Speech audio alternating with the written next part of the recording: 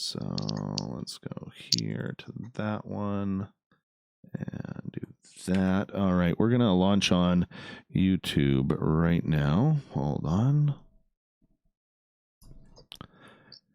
Hey, everybody. Dave Scott from Spaced Out Radio hanging on out with you, which is really weird because it's showing that I'm not in my seat on camera, yet I am. This is so weird. This is so weird. Oh, there I am. There I am. All right. How y'all doing tonight? We got a killer show tonight with the beautiful, lovely, and talented Barbara Jean Lindsey. And I'll tell you, if you ever meet this lady, do me a favor. You won't be disappointed. Give her a hug. When we're allowed to hug again, give Barbara a hug because she totally deserves it. Totally deserves it. Hi, Babs. How you doing? Hey, how you doing, Dave? I'm doing fantastic. Wonderful. Glad to be here. Happy to be here. All right. Well, we want to give a shout out to the people who are in the chat room right now, like Jen and Joe Grizzly. I hope that means you got a really good beard, Joe. Wayland is here. Science Bob and his super cape. I know it's on. Ronald Penton, how are you? Mr. Man, Mister, good to have you here. Thank you so much. Mr. Apnea, Derek, good to have all of you here. Thank you so much. We're just about 5.5 minutes away from launching on the show tonight, and I am pumped up. I got to meet Barbara at UFO Con in San Francisco, and what an amazing, amazing person. Just absolutely amazing. You guys will absolutely love her. Love her. And she is kind of intuitive, too. So that makes it a little bit more fun. Hey, Greco, what's going on, brother? What's going on? So, yes, we're just in show prep right now and hanging on out. And it's freezing here, like well below zero. And I am pumped up. I got to meet Barbara. I'm gonna get you to turn your sound down, sweetie, if you don't mind. I am. All right, Cable Guy Matt. Hey, Cable Guy Matt. Hey, soon we're going to be offering free pieces of coaxial cable that Cable Guy Matt is going to autograph for you. You have to request those because not everybody gets those. You can't buy those in store. Remember that. You can't buy Cable Guy Matt autographs in stores. Hi, Maureen. How are you? All right, we're about 4 minutes away here from launching on the radio show, kicking things off. We got Barbara Jean Lindsey tonight. We're just going all over the place. No schedule, no nothing. So if there's something you guys want her to talk about, just let me know. Let me know, and we will get it to her. I don't know if I like this microphone the way it is. I got to bring this up somehow. No, oh, that might do it right there. That may do it, but why are you spinning? I put my camera, Barb, at a different angle, and now it's just kind of screwed me up for everything. And don't know. Bigfoot, Michigan Rob, how are you? Greetings and salutations. I know who that is. That's Candyman Olaf Phillips right there. The man, the myth, and the legend. Hey, Dirty Filth, good to have you here. All right. You can't buy those in stores, Cable Guy Matt. Literally, Barbara, Cable Guy Matt is my cable guy. Oh, yeah. That's awesome. Yeah, Keep it in the family. Oh, Dave. yeah. He lives in my town and does all my internet and cable stuff. And he's a good dude. Good dude. Tight hair. Very tight hair. All right. Where's Science Bob? Hey, Science Bob, how's Science Bob's beard? We're going to need a beard update, my friend. We're going to need a beard update. Bill WD-40, good to have you in the house. Thank you for coming on in. And let's see here. We'll give you guys a temperature update. What's the temperature in 108 Mile Ranch? It is currently... let's see here, 26 degrees Fahrenheit or -3 Celsius, which means that we're probably going to get snow again. Like we need more.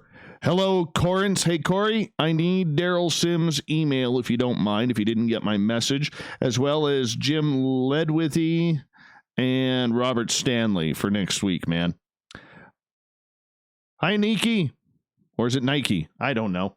Hold on. We got to start one of these feeds up. We got to start it up. All right. One feed is started. We are about a minute and a half away from getting things going. Come on, Science Bob. I'm waiting. Hold on. Where is it? Oh, here it is. Oh, look at that, Science Bob. That looks wonderful. Wonderful. Beautiful. Absolutely stunning. I cannot wait for that to fill in even more. That's a great beard there, Science Bob. Great beard. All right. How you doing, Barb? I'm excited about this. Me too. I really am. And we get to kind of hang out because we didn't get to hang out enough. I know. At the UFO con. That's the problem with these conferences is you're bouncing all over the place. And you don't really have that opportunity to, you're like, okay, I'm going to make time for this person. I'm going to make time for that person. And by the time you have that time to do so, you have like totally missed the boat. You know what I'm saying? Yes, it's either too late, too early, they're speaking, or whatever it may be.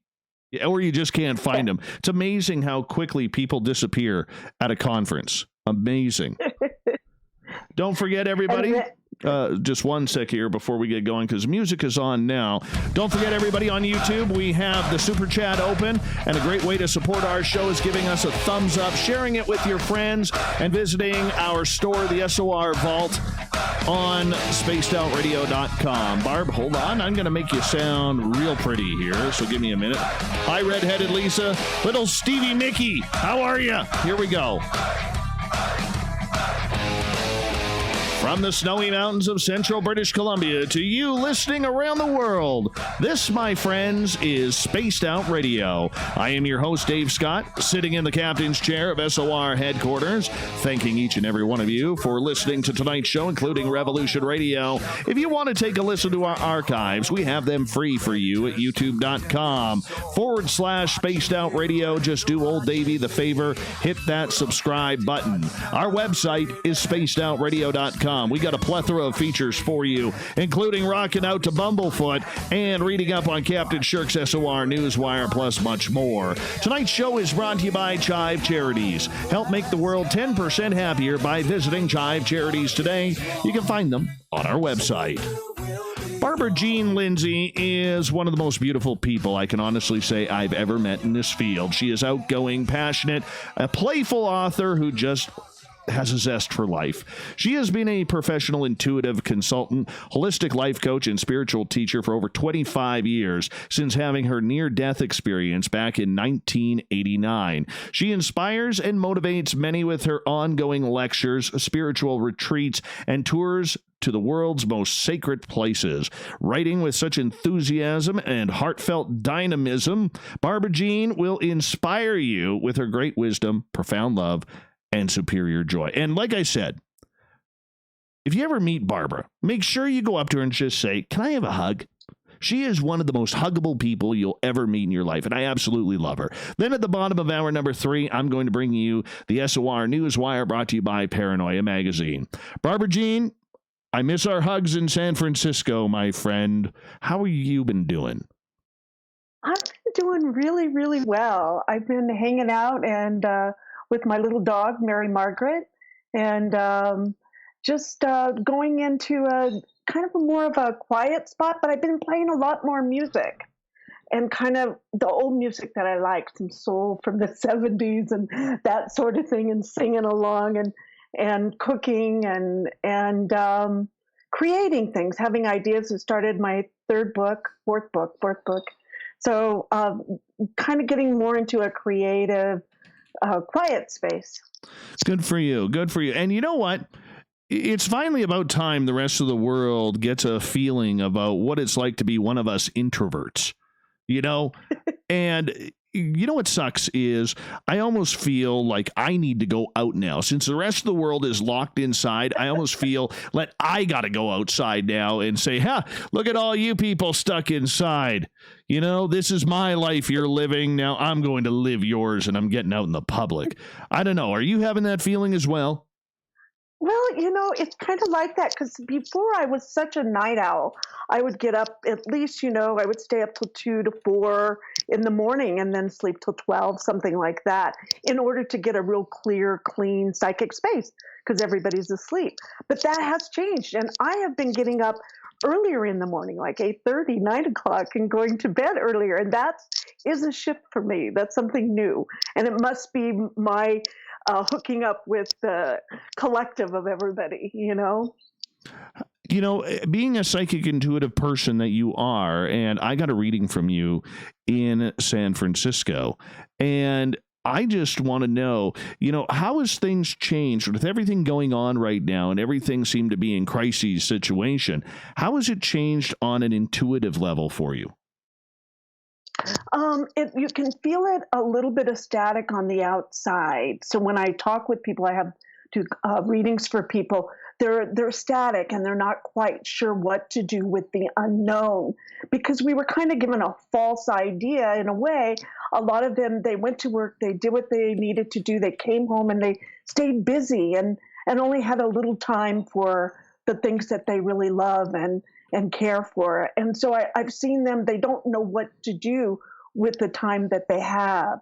But I do see them having more time with their families, really being happy with that space where they finally get to let go in a way of some burdens that they were carrying that they didn't even know that they had. So with that, do you see, that shuffle that people are doing, that uncomfortableness that people have in their energy and the way they are searching for what to do? Is it a positive? Is it a negative? Is it about refining ourselves? I see it as mostly a positive. And if you don't know what to do, then you can find out from maybe your neighbor or your over the fence, of course, or somewhere to help you find out. If you're feeling uncomfortable, uncomfortable is kind of a good place to be in because in uncomfortable, there's something new there that's waiting for you to discover it. And so whenever you do something that scares you to death, it's the best thing for you in some ways because it expands you, expands your vision of the world and who you think you are and why you're here. So I always like change and I always like to try new things to challenge myself and be in that uncomfortable place. And in that place, you find your vitality, you'll feel your power and your spark, your shine, and maybe take some time to re-spark yourself.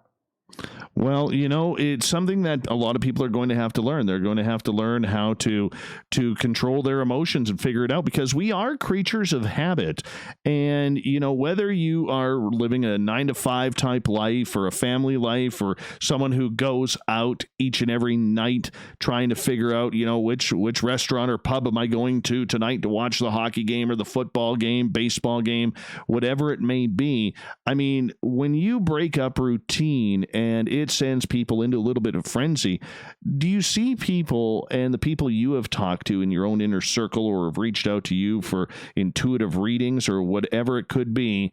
Do you see the change in energy that people have right now? If so, what is that energy like that you're feeding off of from other people? Well, the fear is starting to shift already in where you can make a fear become an ally. Like where if you can go through that, it's just takes you and it can take you down that path. But what you'll find if you stay in it, you'll find that you have a choice in where you put your energy and a choice of how you react. You do have a choice of where you have your emotions and what you do with them and how you react to it. And so you're more powerful than you even realize sometimes.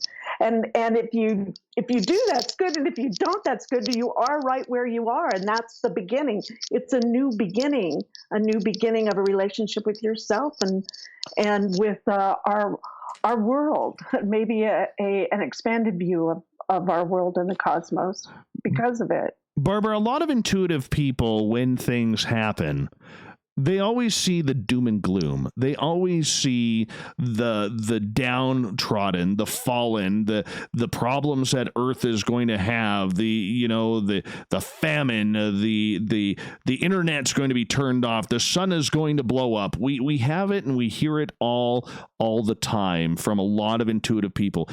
Is it just fear mongering, or are these truthful type readings that we should be paying attention to? Because the one thing that I've noticed on my social media platforms that I use for this show is there's a lot of fear-based posts, whether it's political, whether it's the world is coming to an end, this is Armageddon, the Illuminati is taking over, we're going to run out of water. I mean, hell, we tried to run ourselves out of toilet paper, and that didn't work. Are we just being paranoid here, or on an intuitive level, should intuitive people be, kind of ramping it up and stop trying to have so much fear porn that's going on right now?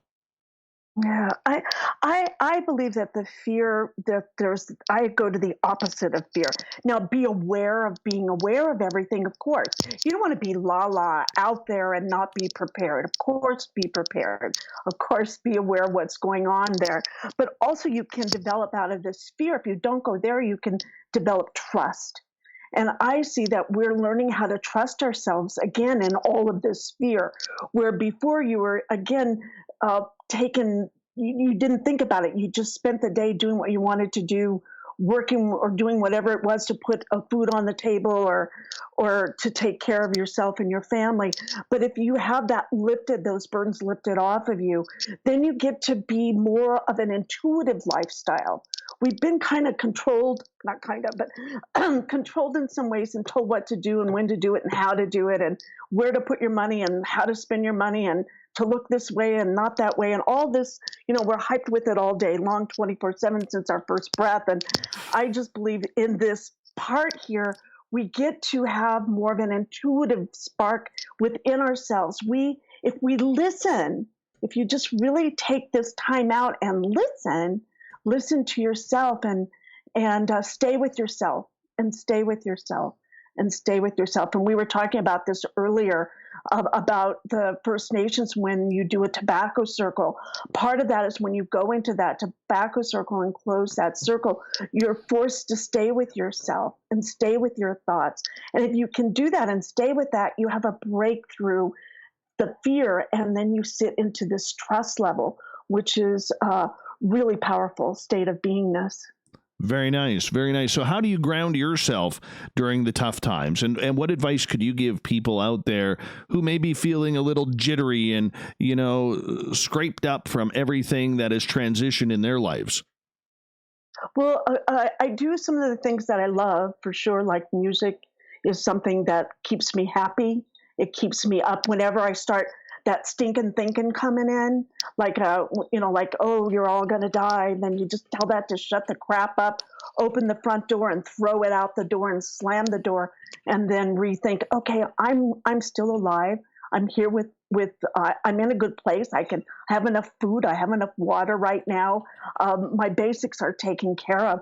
And again, where you lead into a trust that I can trust myself. And if I need be, there are neighbors that are helping neighbors whenever there's a time and need like this. The helpers do show up. They always do. I know there's a lot of crap, but also the helpers shine during this time.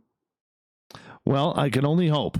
And we can only hope that the helpers are going to come shine because, sometimes in the darkest day of humanity, you do see some very good things happen. And that's what we can only hope for. I'm curious. In regards to your own intuition, and for people who may not be tapped into their own, how did you find yours? And I know it leads to a near-death experience, and I want to get into that in the next half hour.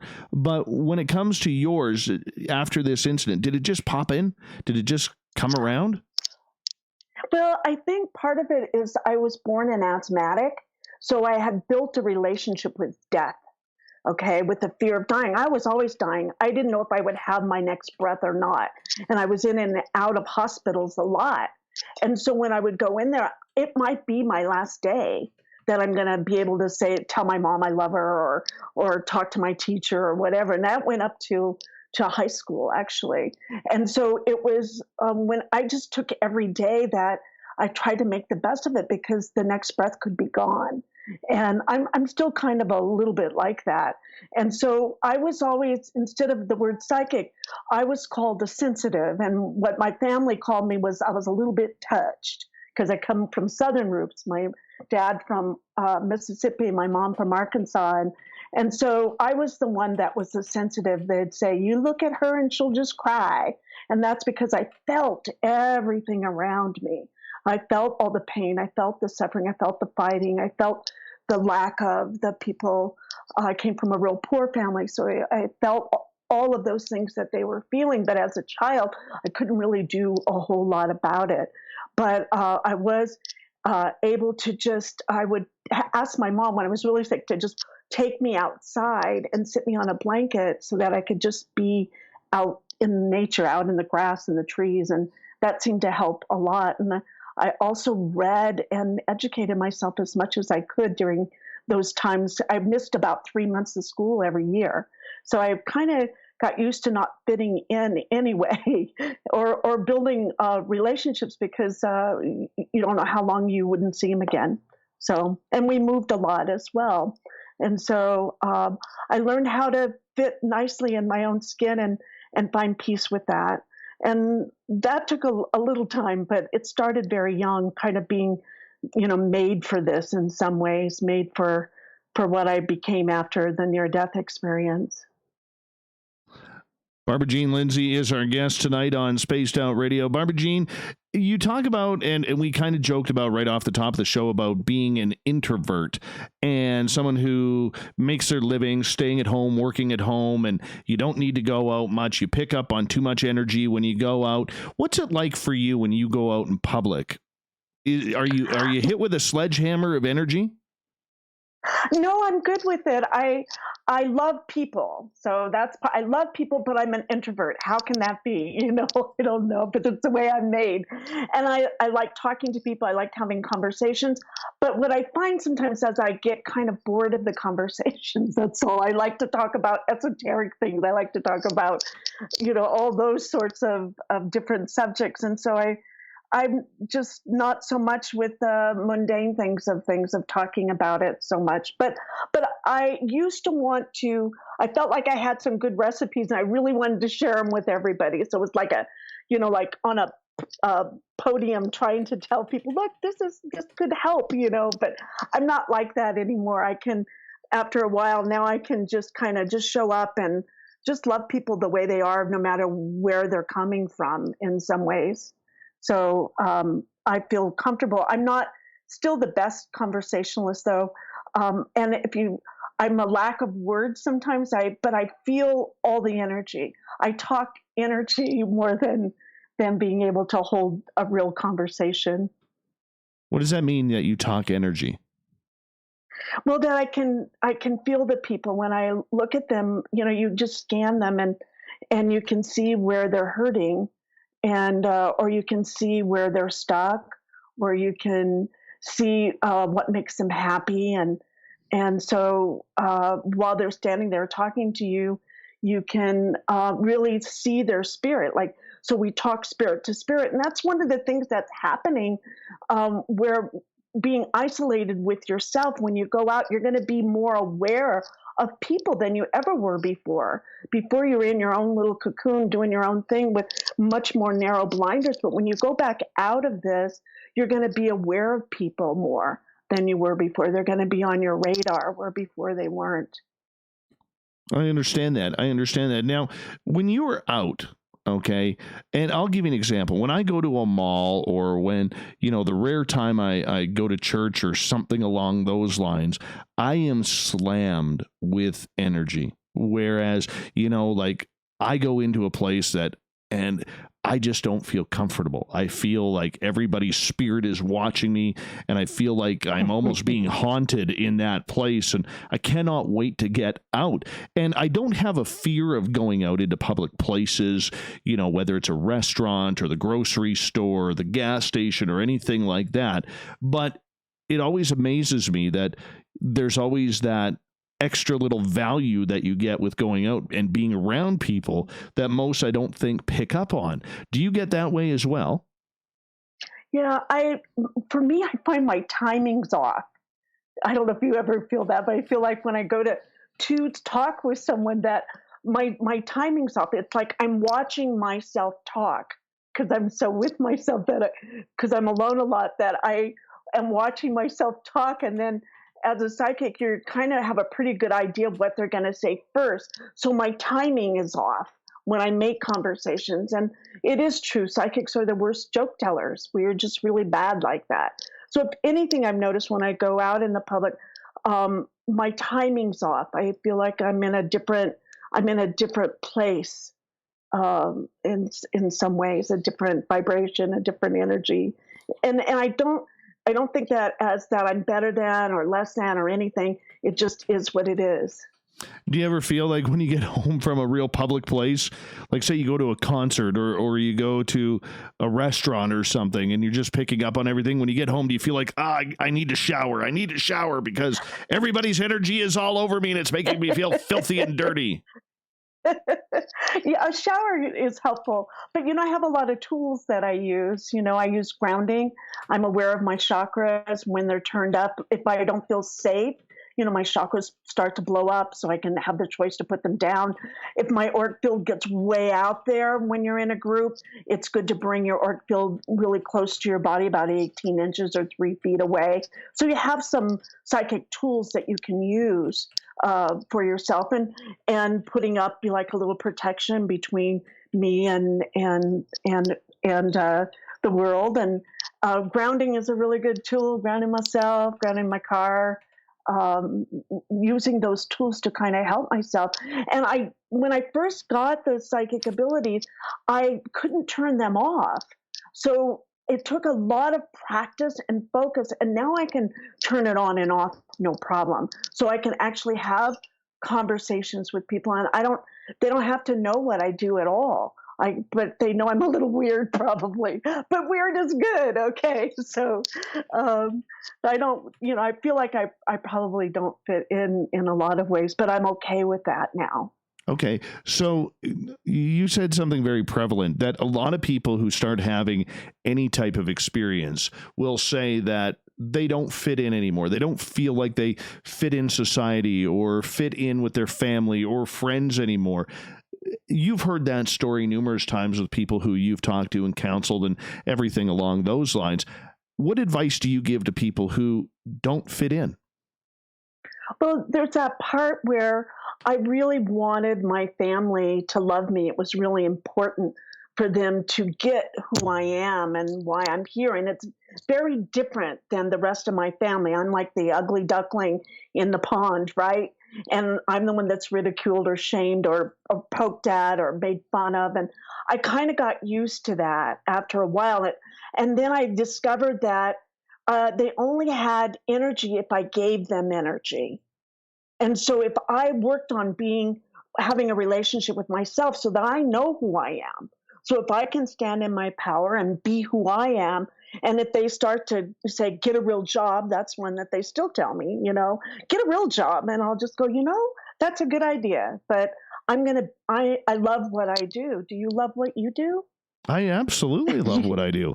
I mean, trust me, I've been told that to get a real job a lot. We've just got over a minute here to go before we got to go to break. At the bottom of the hour, Barbara Jean Lindsey is here.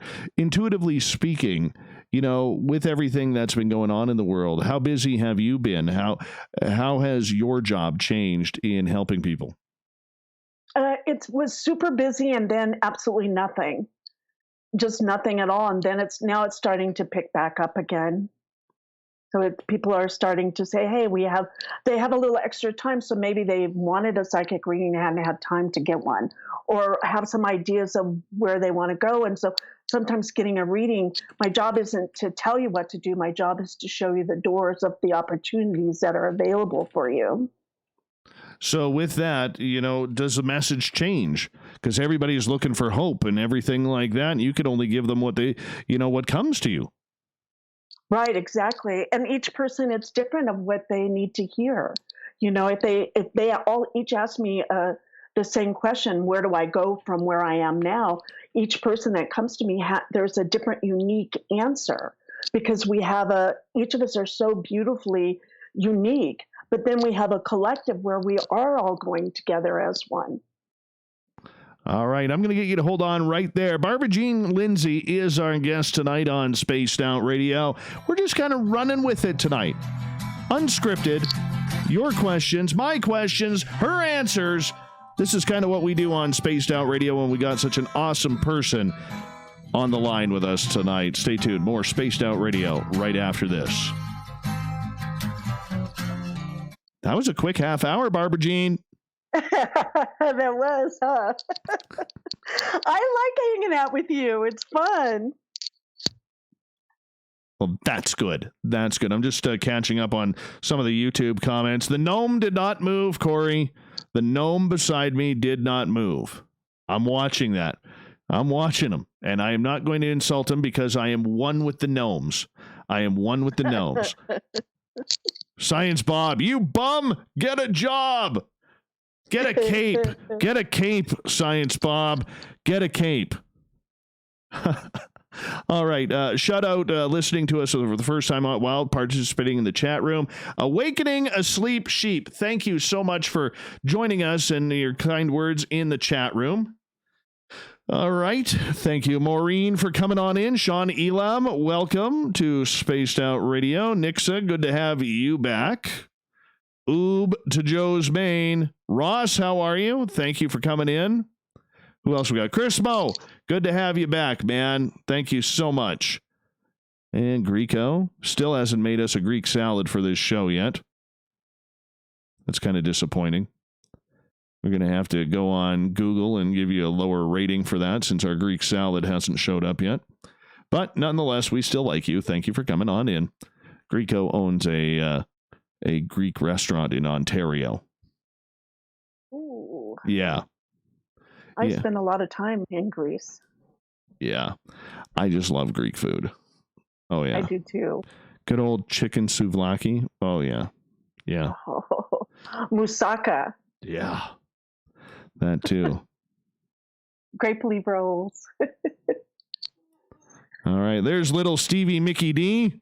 How are you, buddy? Sweet Stevie McD. There he is. That man has a cape, too.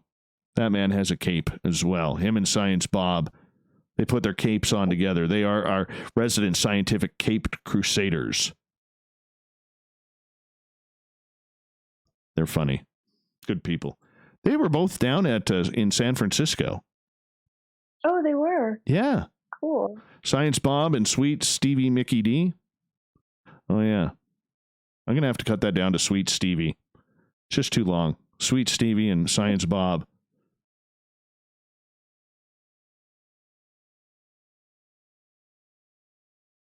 This is where you talk, Babs. Come on. Hi, Nikki. I know. I'm thinking... It sounds like a comic book. Like I know. Two superheroes of a comic book would be good. I would read it. We are so going to have to make a comic book. Hey, Filth, I'm going to need a comic on Science Bob and Sweet Stevie with their capes on, their science capes on. I know you're listening, Filth, but we got to get that done. We got to get that done for them. That would be stellar. That would be totally stellar. As they go looking for UFOs with their capes on.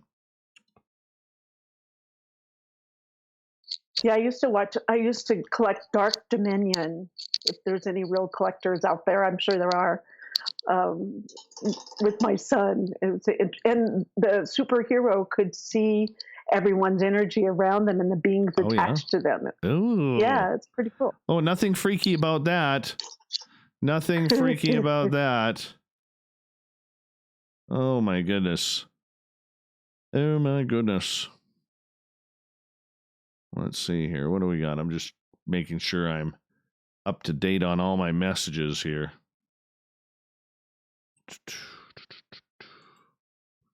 I get hammered and peppered with so many messages a day. I always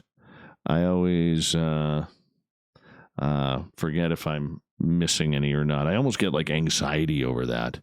Hold on. Nikki is like, what's the small elf in the jail doing on the shelf behind Dave? Oh, that's Nick. That's my gnome. That's from Chris and Brent Dodge down in Washington State. Yeah, I walked into my hotel room for the conference at Forest Moon Paracon a couple years ago, and they actually had that laying on my bed. Yeah.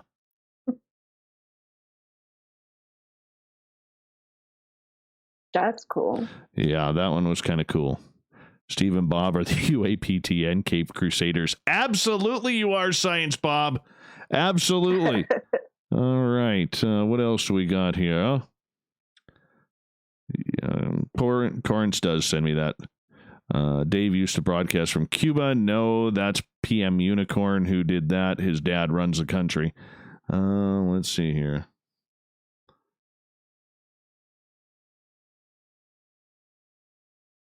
What is that? Okay. We've got about 45 seconds here. The gnome was not moving. The gnome was not moving. I'm watching it. I could see it too.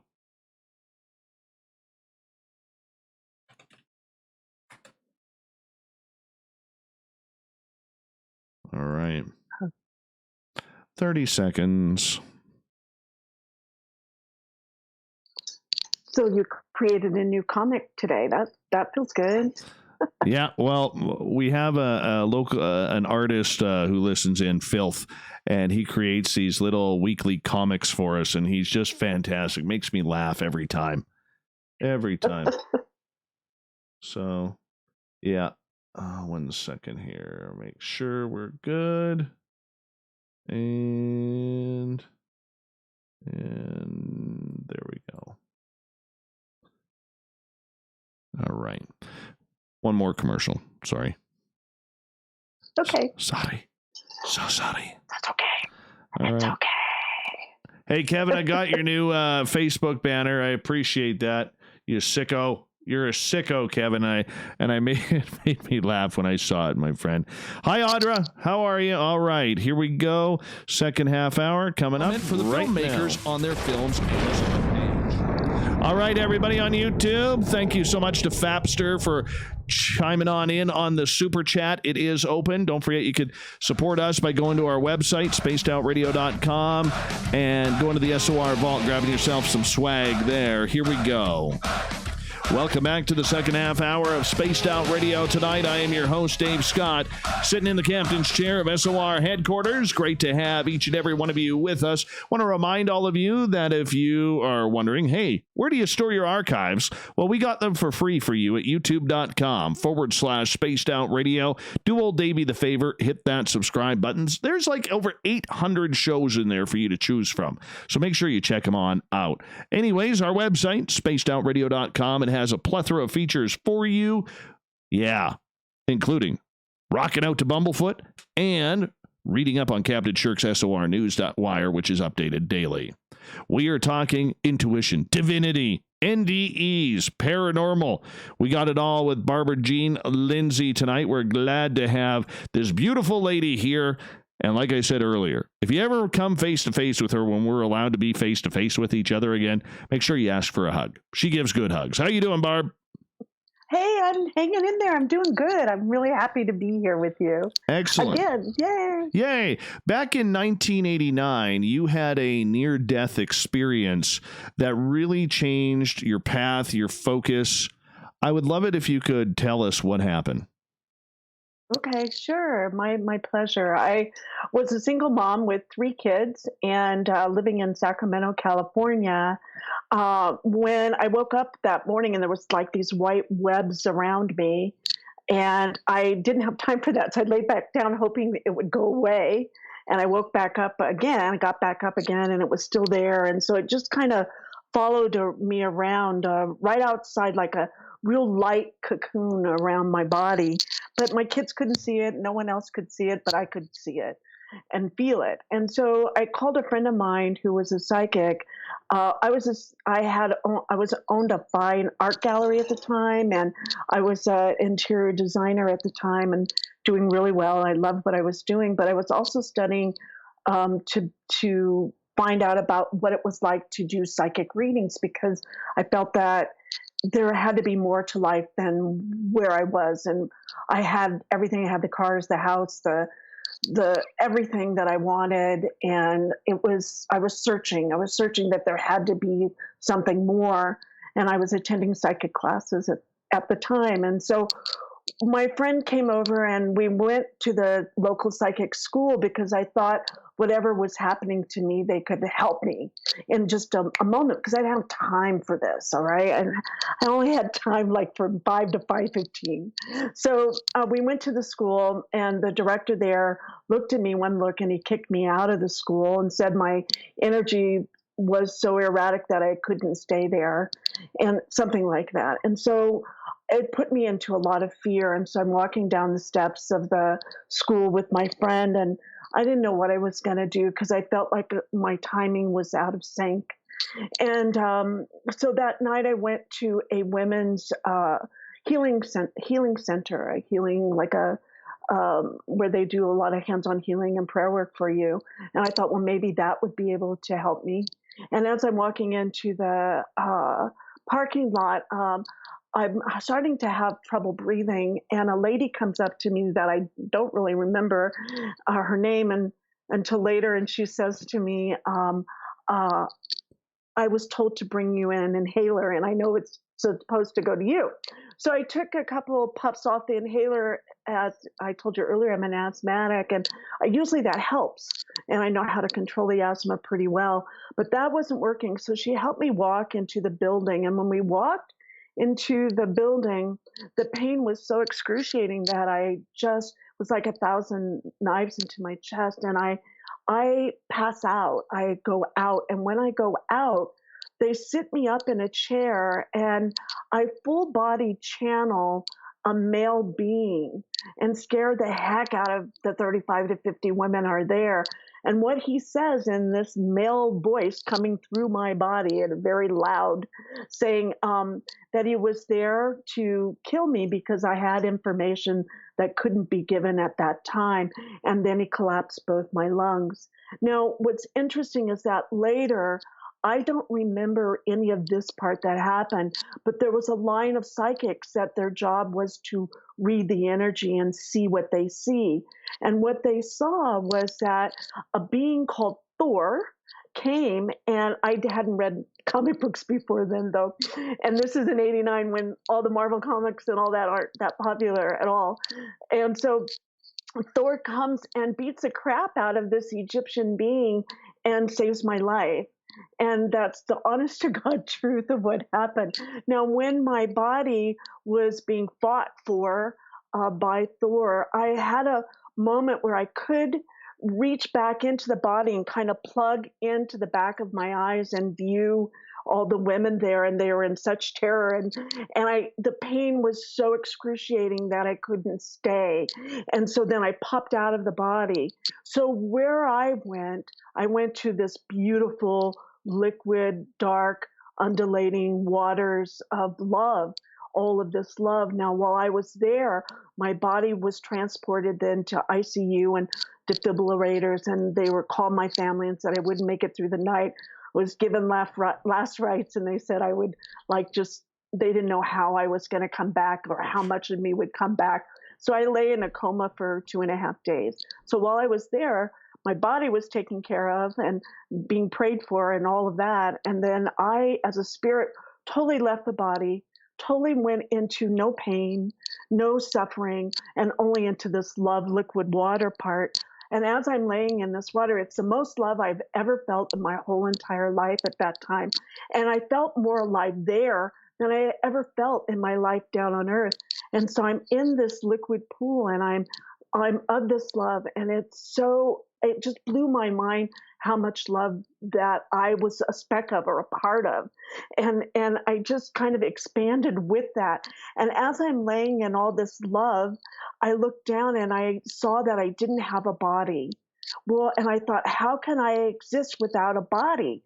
And in that moment, my whole mind just totally exploded and expanded. And it was like, what? I mean, I exist without a body?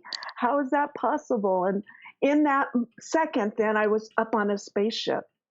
And I'd never been on a spaceship that I could remember. And I wasn't into ETs, UFOs. I wasn't into any kind of anything like that whatsoever. I was very pragmatic, very practical, very hardworking, fierce mother of three. And so on the spaceship, I'm sitting in a kind of a jump seat looking like a dentist chair. And it looks just like a spaceship. How do I know that? It had these the surfaces were real shiny and soft at the same time and real smooth. And there was a light that just kind of showed up, but nothing, everything was smooth. And the floor, I couldn't really see the floor, but it was just I was in a circular room. And to my left, and I didn't feel any fear. I'm just thinking, wow, I'm not, this is new. And this being, a tall being about 8 to 10 feet tall or so, with big square shoulders and a white gown and a big white hood, came towards my left to me. And I could never see his face. I never saw his face through the whole experiences. And he said to me that he was there to be the go-between between myself and a group of beings that I would be meeting, and that I could call him the guardian. And so from that point, then he said there was nothing to be afraid of, and I wasn't afraid at all. I just totally calm. And so in that moment, then he raised his hand, and over to the front, a little bit on the right, a huge window opened up, and in that glass partition, behind that was a group of beings, all in the same white robes. I could never see their faces ever, but they were different. They had different personalities. One was fat, one was thinner, one was taller, and they would all kind of get all excited, and they would telepath amongst themselves, come to a group agreement, tell their person, their communicator, to communicate to my guardian what to communicate to me. And at the time, I just felt like they were from maybe a different space or a different time, or they were definitely not connected. They were separate from the glass. And so from that point, then they sent me to different experiences. That's how they decided to teach me, was through experience. And so in a round portal coming towards me to my right was an image of our Earth. And she was so beautiful, and she's turning slightly, and it's like a hologram of her. And I see her, and she's just so much of love, and I become one with her, and she becomes one with me, and that we're both together. And she needs some help. They tell me she needs some help. We need to help take care of her, and that her heartbeat is the same beat as my heart, and that they're in synchronicity. And much later, I learned that the First Nations drum, that heartbeat of the drum is very similar to the heartbeat of the earth and the heartbeat of the connection to us as humanity. And I just burst into tears because I never had that experience of our earth as a living female entity before. I was an organic gardener and stuff like that, but I never had that awareness before of her, and that where we go together as humanity on our earth plane, and that we needed to stop wars and stop being separate, and that we could join the Galactic Alliance once we learn how to have peace on Earth. So as we go on, in a moment, then the Guardian takes me up through the top of the spaceship, and when I usually tell this, people say, "Can I have some of what she's having?" Or something like that, and I wasn't. This is my true experience, and so as I'm going out of the spaceship with the Guardian, we're flying over all these plains of forest. Forests were as high, as large as I could see, as long as I could see. They're these greens and the most beautiful, spectacular shades of green. I've never been able to match it before this experience, I'd never been out of the United States. And afterwards, I've traveled the world exclusively, and I've been to Ireland and Scotland. And those are really close to the green. That's as close as I've ever gotten to the real green that I was able to see. But it's with a relationship with the forest and with nature and with our earth and with the air and with breath and with love. And so I worked with her and with the forest there. Later, I've worked just recently with a lot of Sasquatch. That's a whole nother connection that I wasn't looking for, and it just happened. And so working with them now a little bit as the guardian of the planet as well. So I didn't know that at the time.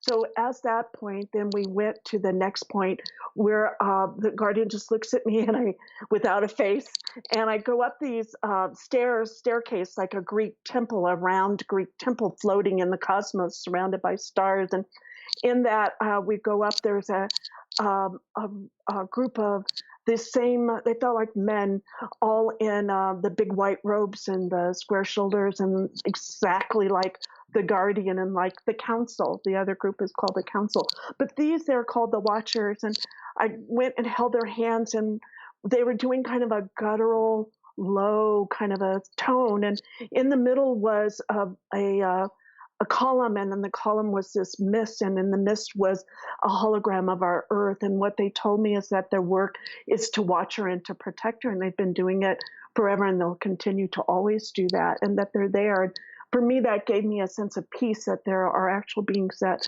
do watch our earth and caretake her from the cosmos, and that I was a part of that, and I could come back there anytime. So then the guardian grabs me again and gives me the look. And then I go to this galactic party. I'm in this party scene. I go up these stairs and I'm looking down, and it's like a Victorian house, but expanded and very space-like at the same time. The open ceiling opens up glass panes, and you can see the stars. And on the floor were black and white checkered square tiles like an old Victorian house. And there were door jambs like old Victorian houses, but it was very modern and very clean at the same time. And it was filled with all these people talking telepathically and having a good time and exchanging information with one another from all over. The one being I remember had a bright pink head and kind of like a tuxedo-y looking outfit on. And I remembered him because he looked at me. We had an eye contact from the distance, that I wanted to make sure that I remembered him for some reason. I don't know still, but I did remember him. And so then I'm with the guardian with me, and we're walking through, and like a commander guy comes and he has a monocle, and he says, he asked me if I want something to drink telepathically. And so like a robot-y kind of person, like the old Jeeves, hands me a tube. There are different colors of vials to drink, but no one's eating anything. I don't remember drinking it. Then I met kind of a teddy bear looking guy with the monocle, and he actually talks to me, and it's like he's practicing, like he's so in awe of me, because it's like he studied me like a scholar for all eternity, and he gets to actually see one. He actually gets to see a human, and so he was kind of blown away by that. And so they told me they really loved my smile. And again, I looked down and I could never see my body. And so they said they come together, the different planets, and to represent their worlds that they come from, to exchange information. So it's like an ambassador party. So when that's done, then the guardian takes me up. I spiral up, and I hang out with all these different goddesses of different colors and jewel tones. Their work with me is to help me find my voice. And they sing in siren tones that are beyond like a celestial choir. It is like the toning is just rips you right out of who you are, and you're dancing with all that is, right? And so then I'm with them, and I come back, and they weren't going to let me go until I had my voice. And I did find it. I have a very low alto voice, but I was able to find it. And so I worked with women groups for 15 years, and I helped them find their tone. So then the guardian comes, he says, it's time for me to go. And so then I go up, and I see my girlfriend, a friend of mine, that same girl, Cindy, uh, sitting in meditation, and there was a body laying on the bed, and first I didn't recognize it was me, and then when I saw me laying in the bed, in that hospital bed, I didn't freak out or anything. I just thought, whoa, she's a little pudgy, but not too bad. And so I come back up, and the guardian says, it's time for you to go back down. And I said, well, look, if I'm going back down there, you're going to have to give me something. I need a superhero card or something, a get out of jail free card. And so what he gave me, and I just kind of threw a fit too, and because I wasn't going to go until I got something. And so he gave me the gift of white light. And I didn't know it at the time that that's a significant gift, but at the time I didn't know that. I just thought he was, just kind of in a way betraying me to go back when I really wanted to stay there. And earlier, how I got back to this point was when he said, it's time to go. And I said, no, I don't want to go. I'm staying here. And he said, what about your 3 children? And that's what brought me back, was the love of my 3 children. So then I start to go back down to my body. He goes, wait a minute. I went back up, and he said, we'd like to ask you if you'd like to have a mission and to accept it or not. And I said, well, yeah. And he goes, it's to be an ambassador. And I said, well, what's an ambassador? And I start floating down in my body, and I look, and he's not there anymore. It's the last time I see him. And I start then to acclimate all of my beingness back into my body, and it's in a white light form. And so I go down into my body until every speck of me is all filled up, totally in alignment. And then I sit up and I say, in the hospital, and I take my first breath and I say, I want some nachos. I'm starving. It always comes down to food. Always comes down to food. We've got about 3 minutes here before we got to go to break. At the top of the hour, Barbara Jean Lindsey is our guest tonight, telling about her near-death experience that led to some real serious ET contact. What did you know about extraterrestrials previous to this? 0. Was not in my reality. Maybe Casper the Ghost. I had seen, what's that? The Jetsons. I love the Jetsons at that time. I had seen, some movies, sci-fi movies, but not really. I didn't have time for that. It just wasn't. I was a practicing Catholic at the time. Okay. So, and I was raised Jehovah's Witness on my dad's side and Baptist on my mom's side. So, I wasn't. Although I was searching, I wasn't looking for anything like this at all. Not at all. Not in. And if I had a choice to do it again, in some ways, I really, I kind of miss that life that I was having in some ways, because like ignorance is bliss kind of a state. I know that, I don't know if that makes sense, Dave. Or makes a lot of sense. More than you know. More than you know. But I mean, that's the reality of what a lot of people are going through right now with these experiences, with everything that is happening in their lives. I mean, they are literally getting, there's a number of people out there who are literally getting drop kicked, and really hard lessons about having to pick up this type of new scenario in their lives. And it's scary for a lot of people, Barb. Yeah, it is. When I first did it, well, for me, the judgment was that you're going crazy. And it kind of feels like that because you are in that uncomfortable zone.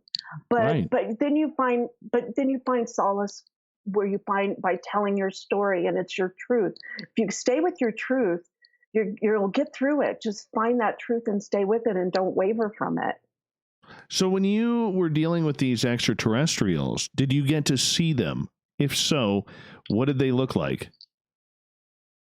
Well, I had seen them, the same group of beings, when I was in 6th grade.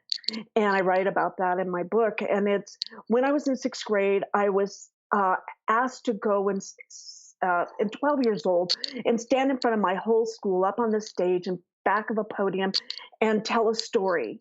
And I didn't want to do it because if I messed up, people would, be judgmental. And I know I could blow it, and I was petrified to go. And right as my name's to be called to go on the stage, I look out of the right peripheral of my eyes, and that's that same group of beings in the white hoods, the square shoulders, and they say to me, they go, would you like to at some time in the future talk to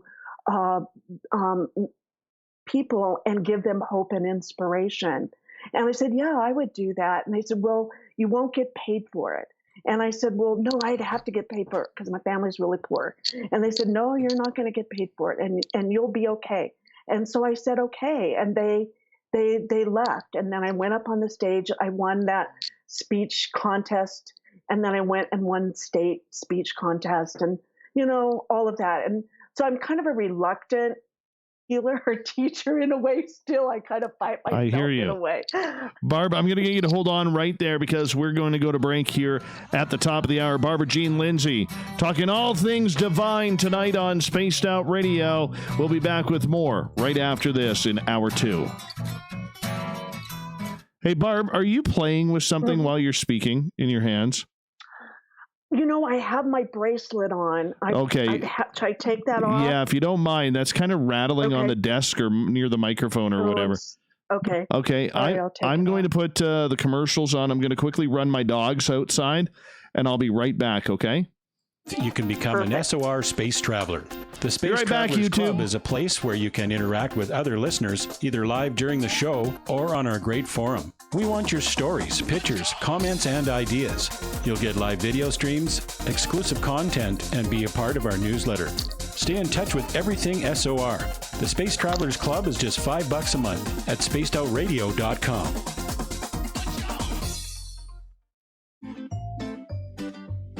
Looking for creative ways to get your company out in the public? How about advertising on Spaced Out Radio? Our sales department is waiting to hear from you, and we can work around any budget. From commercial spots to banners to special promotions, there are many opportunities to get your name and product out to our SOR listeners.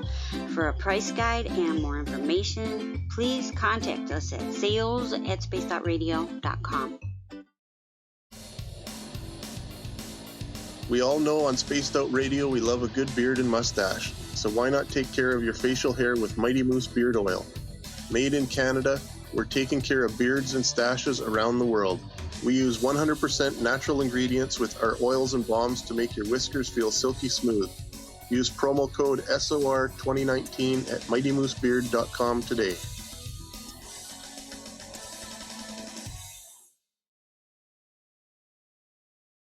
We are scouring the world for the most intriguing stories of your day. Take the time to read up on the SOR Newswire, where our team, led by Captain Shirk, will deliver to you some of the best paranormal and supernatural news, along with some stories that will blow your mind from the weird to the wacky. It's the news outside the news that piques interest, and that's what we're looking to deliver to you. The SOR Newswire, only at spacedoutradio.com. Are you intrigued by Paranormal Talk Radio? You'll love the new Paranormal Radio app from TalkStream Live. You'll find a great selection of talk shows covering UFOs, ghosts, strange phenomena, and much more. Download the Paranormal Radio app now and start listening to the very best in paranormal talk entertainment, including the network you're listening to right now. The Paranormal Radio app, free in Google Play and the iOS App Store. I'm feeling a little spicy tonight. What to do? Why not get Bumblefuck? 4 million Scoville units of pure hard rock. Bumblefoot hot sauces come in 3 flavors. The burning Bumble. Tone it down a bit with Bumblicious and throw the sauce on everything. Spicing up. Bumble me, baby. Bumblefoot hot sauce. Get it today at kajans.com. Hey everyone, I'm John Edwards. And I'm Stacey Edwards. Together we're taking over Saturday nights on Spaced Out Radio, where we're going to bring our own experiences of the paranormal and talk to the best people we can find to help bring you answers to your strange tales. We're here to entertain your need for weekend woo! So tune us in at spacedoutradio.com starting at 9:06 Pacific, 12:06 a.m. Eastern, where we can all get a little spooky together. Spaced Out Saturday nights right here at spacedoutradio.com. Hey, space travelers, this is John Resig, founder of the Chive and Chive Charities. If you know anything about our website, you know we like to do things a little differently. We're not some faceless organization collecting money for a nebulous cause. Our donor dollars go directly toward life-improving items. Then we give those items directly to an underdog who needs it most. To become a donor with Spaced Out Radio's official charity, Chive Charities, just go to chivecharities.org/donate. Hi, this is Amber Beckrud, and I want to invite you to subscribe to our YouTube channel where we store all of the SOR show archives for free. And as an added bonus, every 2 weeks I'm posting brand new content on Cryptid Tales, where I will get into some of the spookier legends and folklore from around the world and tell the stories that go with them. Find us at youtube.com/spacedoutradio and check out Cryptid Tales today. Drop a comment and let me know what you want to hear. See you there. All right. I am back, and Barbara's taking her bracelet off. Now I can kick my shoes off, relax a little bit. I don't know if Barbara's here or not, but hey, YouTube, how y'all doing? How y'all doing? I'm here. Hi, Barb. I'm here too. Hi. I'm here too. All right, we've got about 2.5 minutes. And it's snowing. It's snowing here. Oh, wow. I haven't been in the snow in forever. Yeah, I still got it like 1.5 feet in my backyard. I'm tired of the snow. Tired of the snow. It's like, come on, it's spring already. I want to clean up my gardens. Oh, yeah. Well, the big pink moon's coming the next week, Tuesday, Wednesday, something like that. Yeah, they don't care about us up here. They don't care. Oh, when in doubt, let it snow. That's the way it's going. Hey, Filth, if you're drawing cartoons right now, you better get the Cape Crusaders, Science Bob, and Sweet Stevie. Oh, yeah. Oh, yeah. Yeah. 20 degrees Celsius where Chris Moe is, and not snowing. Very nice. It's sunny. Oh, you're in Austria. I had no idea you were in Austria. That is very cool, man. Very cool. Thank you. I love knowing where people are from. Hey, Little Marky Spender. Little Marky Spender, the Timber Hunter, is in the chat room.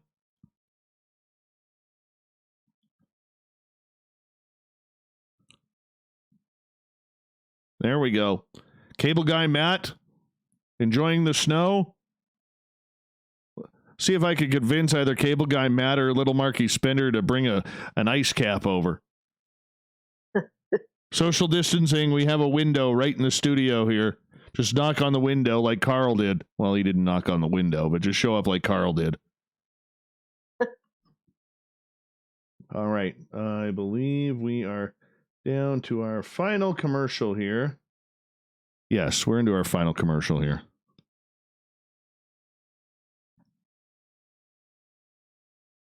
Oh, you Science Bob and Sweet Stevie, you're going to love the cartoon. Oh, on the big screen. Hi, Little Terra Spender. Hi, Gnome Spender. All right. Hi, Baxter. How you doing, Baxter? That's their dog. Their dog loves me. Visit them today at purpleplates.com. Hi, Baxter. We're going to start the radio show now, Baxter. To Spaced Out Radio with Dave Scott. All right, music's on. Dave on Twitter at Spaced Out Radio. All right. And on Facebook, Spaced Out Radio Show. Hour number 2 of Spaced Out Radio is underway tonight. I am your host, Dave Scott. Thank you so much for joining us. So I run my dogs outside during the break because, for those of you who don't know, I have a studio at home here, and it's snowing again. Yeah, April 2nd, and it's snowing. I am so done with the snow. So done. Thank you so much if you are listening in on our terrestrial affiliates around North America and on the digital side with Revolution Radio. Remember, you can check out all of our archives for free at youtube.com/Spaced Out Radio. Do me the favor, hit that subscribe button. The Desert Clam has set the password for tonight in the SOR Space Travelers Club. Ecdyacist. Oh, I totally butchered that. Oh, Ecdysiast. There we go. Ecdysiast is your password. Use it wisely, space travelers, as the clam sets a password each and every night right here on Spaced Out Radio. Our website is spacedoutradio.com, where we have a plethora of features for you. Rock out to Bumblefoot. And you can read up on Captain Shirk's SOR Newswire and so much more. Tonight we are talking with intuitive Barbara Jean Lindsey. I got to meet her a few weeks ago at the UFO Con in San Francisco. One of the most beautiful people I have ever met. And I was like, Barb, I got to get you on the show. You got to come on the show. And she's like, I would love to. And so here she is. Barbara, welcome back. Thank you. Thanks for having me. It's been a joy to just hang out with you and with your tribe here that's listening. Thank you. All right, couple questions from the audience for you, because in hour number 2, we always like to bring them in from our chat rooms and Twitter. And Cable Guy Matt is asking if you could tell about your Bigfoot experience. What's happening with that? Okay. Well, I got a call last year from Kelly Lapsaritis to come and speak at the Psychic Sasquatch Spiritual Retreat in Washington, and I said, well, I don't think I really have anything to talk about. She goes, I think I think that you do. So I said, okay, and then I went into total nervousness about it, and because I hadn't really had a story, but. I was hanging out with my friend Brian Bland, who does a lot of glyph readings. He's very well known in the Sasquatch scene, and hanging out with him and talking. And so later, I'm driving in my car. I swear to God, I'm driving in my car, and I hear and smell like a real skunk smell. And I smelled a Sasquatch, and I knew he was a Sasquatch sitting in my car. And I'm having a telepathic conversation with the Sasquatch in my car. And I'm thinking, I have totally lost it. I've totally gone over the top, and that, there's no going back. If I wasn't teetering, man, I'm really lost it. And so I'm thinking, I'm smelling him. And what I say to him is, he goes, turn on the radio right now. And I turn on the radio, and it was, I can see him. I am not your father. I am your father figure with the guy from Wham. I forget his name, but and he plays this song, and it's where he's my father figure. And I started laughing so hard. And so my first meeting with them is really with in my front seat of my car. For God's sake, okay, I swear. And so later in the and then I had some. Telepathic communication with Brian. Asked me to be the go-between between him and his Sasquatch family that he spent a lot of time with. He's in nature a lot. He's out there a lot. And so he asked me to read him. And so I did. And I thought about like my communicator, my the person who was the guardian who telepathed between me and the council, I was kind of doing that same job for him with his group of Sasquatch that he had spent a lot of time in the forest with and communicating in glyphs. Those are art that the Sasquatch make in different forms and symbols to communicate with humans. Long story short, so I'm at the Sasquatch meeting, right? And I meet up with a wonderful man who says he'd like to tell me his story. And I go, okay. And he says, the first time I met a Sasquatch was they sat in my front seat and we had a talk telepathically. In my car, that's where I connect with him. And I laughed and I thanked him because I told him that was my first experience with the Sasquatch was in my front seat of my car. And so I had never met anyone else who had that same experience. And that's why it's important to tell your stories, because then you connect. Since then, at that particular meetup, I went walking out in the forest by myself and I saw my very first glyph, and it was in the letter A, and it was beautiful, and it was kind of surreal. I had always heard about them, but I had never experienced it. And I had my first communication with them in a glyph. And And so I went back and I told my friend there, and we went out on Sasquatch looking for them at night, but we never found anything. I've never seen one, but I did. I took a picture of it and I sent it to my friend Brian on my car, and it's in a parking lot. On the top of my hood again was another glyph with 3 A's with different wood, and the one piece of wood did not come from the tree that were in the parking lot. It was from a different tree, and it was set there perfectly in a beautiful, like an art piece of 3 different pieces of wood. I have photos of it, and I'm not looking for this. I don't need this. I don't want it, but it just kind of came to me. So I'm learning how to work with them. And my friend Kelly did tell me that she said something's going to happen in April where my relationship with them is really going to be up-leveled. So I'm kind of looking forward to that. And I'm also scared a little bit at the same time, and also not sure if I really want that responsibility in some ways as well. So those are my experiences. So I don't spend a lot of time in the forest, but I did just move to Sierra Madre, and I back up to thousands of acres of forest. Yeah, watch out for the mountain lions there. Yeah, we have bears. Oh my gosh. Oh my gosh, there's bears there, people. Yeah. Yeah.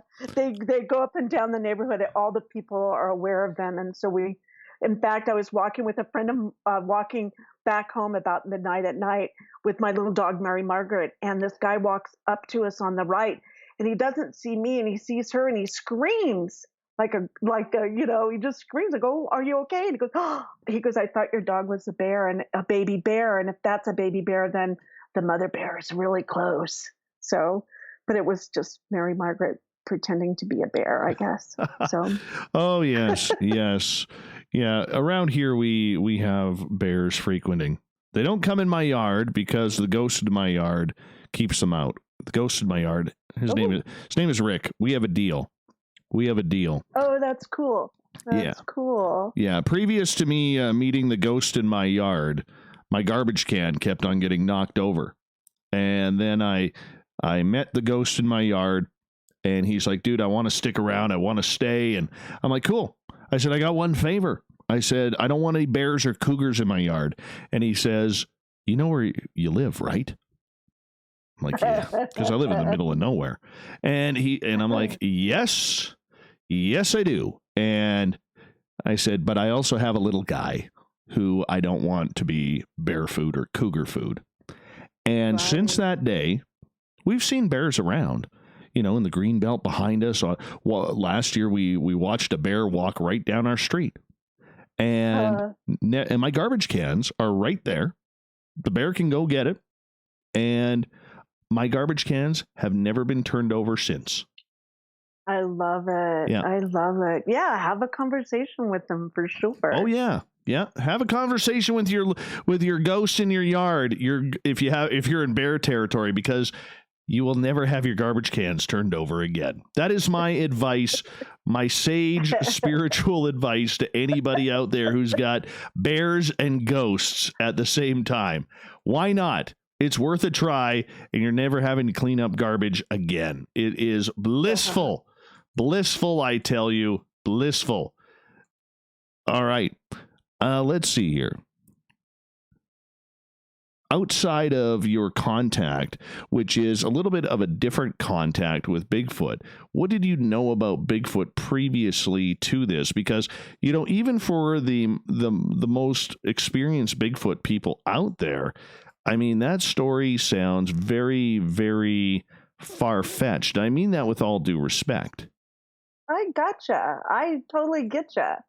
I didn't know anything about it at all. And until I talked with Michael Harrell, a friend of mine on Facebook, and he said, "You really need to have Brian Bland on your show." And so I said, okay. And so that was my introduction to Bigfoot. And I had no interest in it at all. It wasn't there.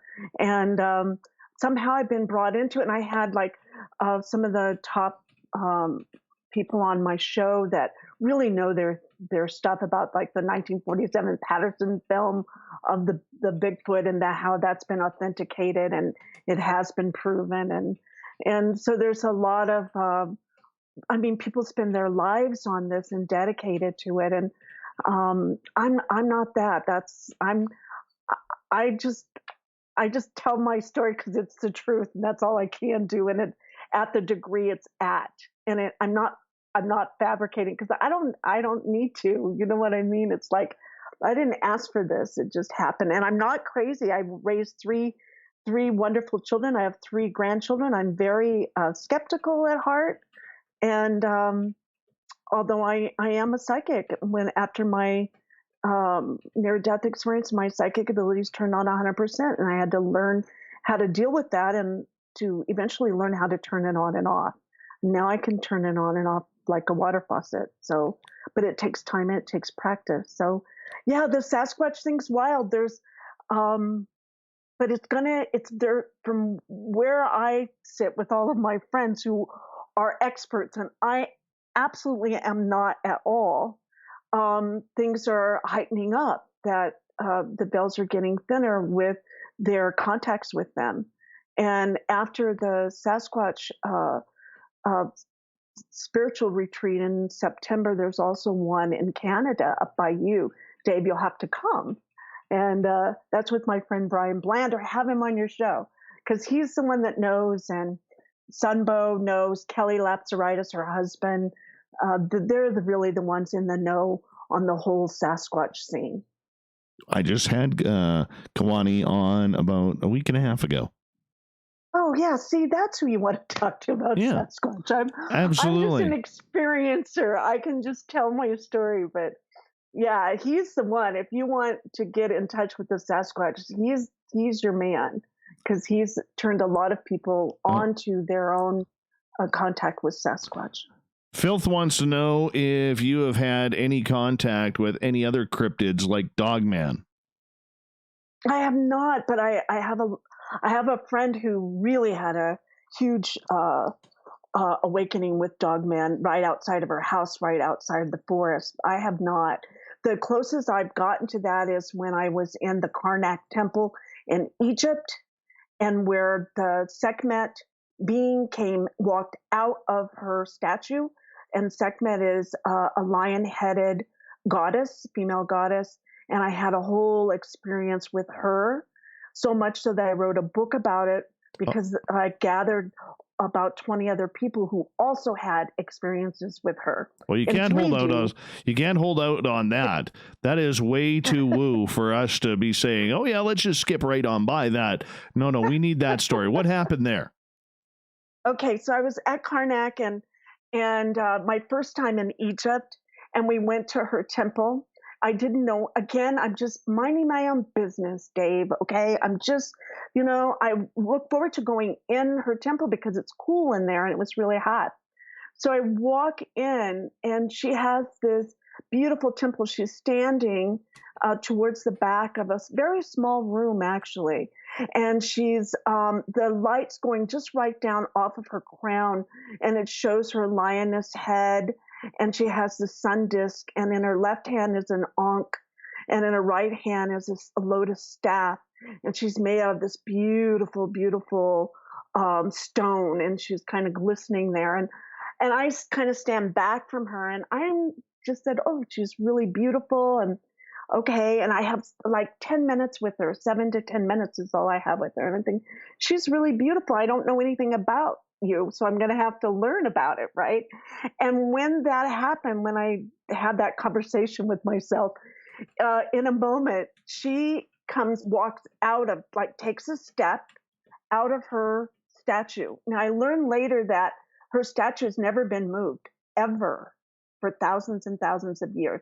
And she has a whole group of people that take care of her. So that's so she steps out, and when she does, she points down and puts a golden steps for me to step on, which I do. And then she puts a ring of fire around us in the room, and then it fills up with water, dark water. And then she looks at me and her eyes turn red and she seizes me. She just goes right into my eyes and sends me an energetic like field of light, of power. And she shakes me to my core with this energetic gaze. And so much so that my front tooth cracks and still cracked. And she says to me that you're powerful and not to forget that, and that I earned the right to be here.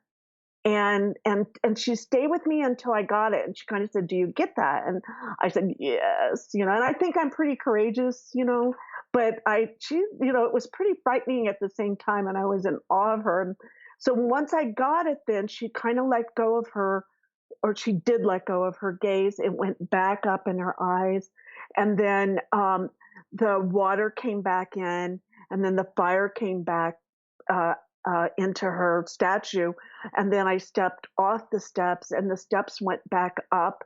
And then she walked backwards. She just took her step back into her statue. And when they came and got me, I was laying on the floor. They came and got me and carried me out. And I cried for 3 days. And I cried for all the suffering, the pain and suffering on the earth and mankind that I had held in my body, and I wasn't even aware of it. So I cried for things I didn't know. My body just needed to cry, and it cried and cried.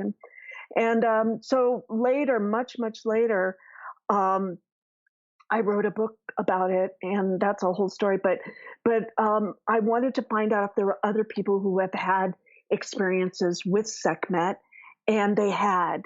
And I went on Facebook, and all of a sudden, all these people came and said they would like to tell their stories.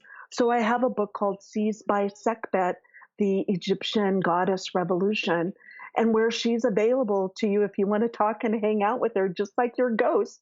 She's available to help you in any way that you need. And so she stays with me a lot. She's with me a lot. And I'm like a quadruple Leo, and I'm allergic to cats, though. That's the funniest thing. I'm really highly allergic to cats, but she's an amazing goddess. And as far as a galactic point of view, she's with the Lyrans, the Lyran beings, the lion beings. James Gilliland has a whole thing with the lion beings. And so, she works with me. I work with her, and she's part of my life, just like your ghost. They become family. I'm really, really thankful, grateful to have her in my life. Has she become almost a spirit guide? Yeah, definitely a spirit guide. Yeah. Oh yeah, for sure. Yeah. And now looking back, she was always kind of there. I used to have all these lions in my room, and I would go to the lion, just different lion things. And so she's always kind of been there. So I feel like I must have worked with her in past lives or something like that. She's pretty amazing. She's pretty powerful. She's helped me have my voice. She's helped me be more powerful because I'm just really nice and kind and loving and gentle and nurturing. But also there's this part of me, don't mess with me. And that part she helped me kind of get in balance with. Because sometimes you need that. You need that to be in this world. You need to be aware, and you need to be able to, say no when that word is the appropriate word. Do we really want to say no to the woo, though? Do we really want to say no to that? No, I don't want to say no to the woo, but also it's a balance in it too, because you can be way out there and not live in this world. And I don't want to do that. I have grandkids and children. I want to walk between the worlds. I want to be here in 3D and make it here as best I can. And then I want to be out there too if I need to call on any of my my star family to help me here, to be here. It's kind of helps.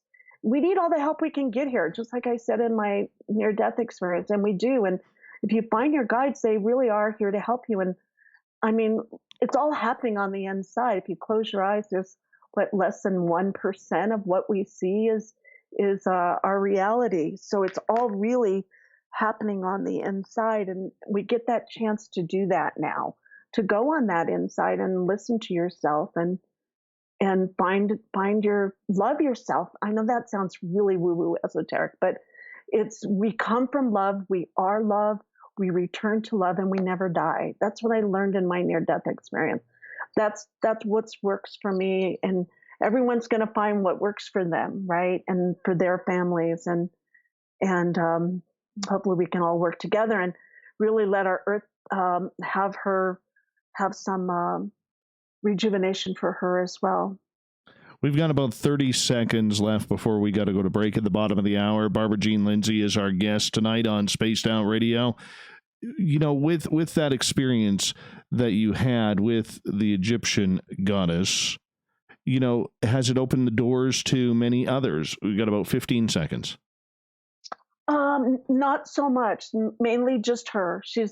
But I am taking a group in 2021 to Egypt. So I love Egypt. It felt like home when I went there. So there's something there for me for sure. Still, I'm exploring it. All right. Barbara Jean Lindsey is our guest tonight on Spaced Out Radio. Where are we going to go from here? We're going to take more of your questions, get more into the intuitive side. Let's find our Zen, our Chi, and our Divinity with Barbara Jean right after this on Spaced Out Radio. All right. That was fun. That was a great story. Great story. You've been holding out on me, girl. You've been holding out on me. I have a few more up my sleeve probably, but I'm a little bit wild out there. I forget that because I'm just being me, right? You just show up every day, and I forget that I am a little bit out there until you do go to a dinner party and they're talking about all these other things, and well, what happened to you lately? Well, in meditation, I did see something, so I don't know. Oh, that is awesome. That is awesome. I'm just scrolling down here to see because I've got everything kind of. Oh, Vinny. Hey, thanks, Vinny, for the super chat tonight. Really appreciate that, man. That's awfully kind. Awfully kind. All right. Let's see. We do have a couple questions in here. Let's see who's here. There's Redheaded Lisa. Hi, Sandra. Hi, Sandra. Hi, Sandra. Vinny with the super chat. Thank you so much. Lee A., good to have you early tonight. Ronnie J., if you were in Saskatchewan, we'd still be waving at you. Davey, what's going on, man? What's going on? Thanks for stopping on by. Who else we got here? Human Carl. It's just fun to say. So, hey, Human Carl. So, let's see. I'm just looking at the questions here. Make sure that I'm not missing any. All right, so we got 3 or 4 questions here. That's really kind, Vinny. Thank you so much, man. Thank you so much for the super chat. That is just wow. I still get humbled every time I see that, man. Wow.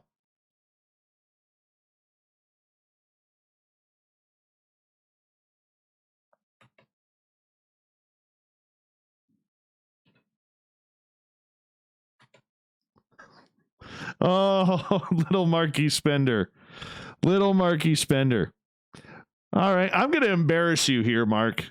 I am totally going to... You know all those times, Mark, where you threaten that if we get chased out of the forest because you're the one with the gun, that you're going to shoot me in the leg first so that way you can get away from the grizzly bears or the cougars? Oh, yeah. So little Marky Spender sends me a little note here that says... He's watching Spaced Out Radio on the big screen in nothing but his underwear and a bag of Cheetos. So he just follows it up and says, I have Cheeto crumbs everywhere, and now my balls are orange.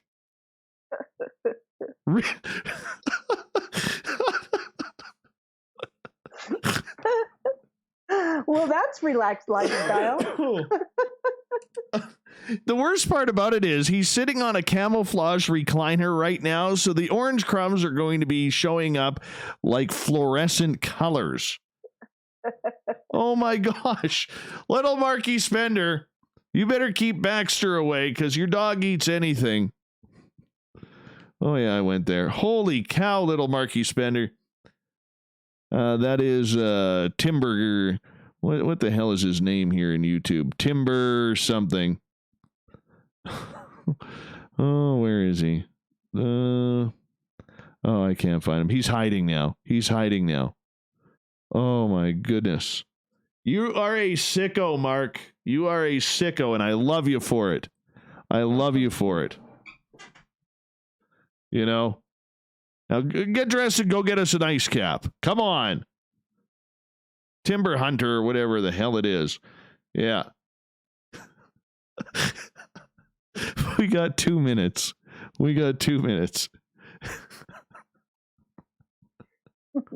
Oh my goodness. He's like, yes. Quite the visual. It's like, yes, I made you laugh. Oh, I hope you're enjoying the comments in the chat room now. Barb, these are the people I surround myself with. I love these kind of people. Oh, yeah. They're awesome. Yeah.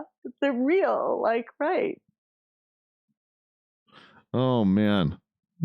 How fun. All right. I got to scroll back up in the chat room now to find the questions because I am like way behind. Way behind. All right. There's that one. All right. That's where we'll start. All right. We got 1 minute. Do not send pics, Mark. Do not send pictures. We could use our imagination just fine right now. Oh, yeah. Yeah, we can use our imagination just fine. My goodness. Oh, he's a sick man.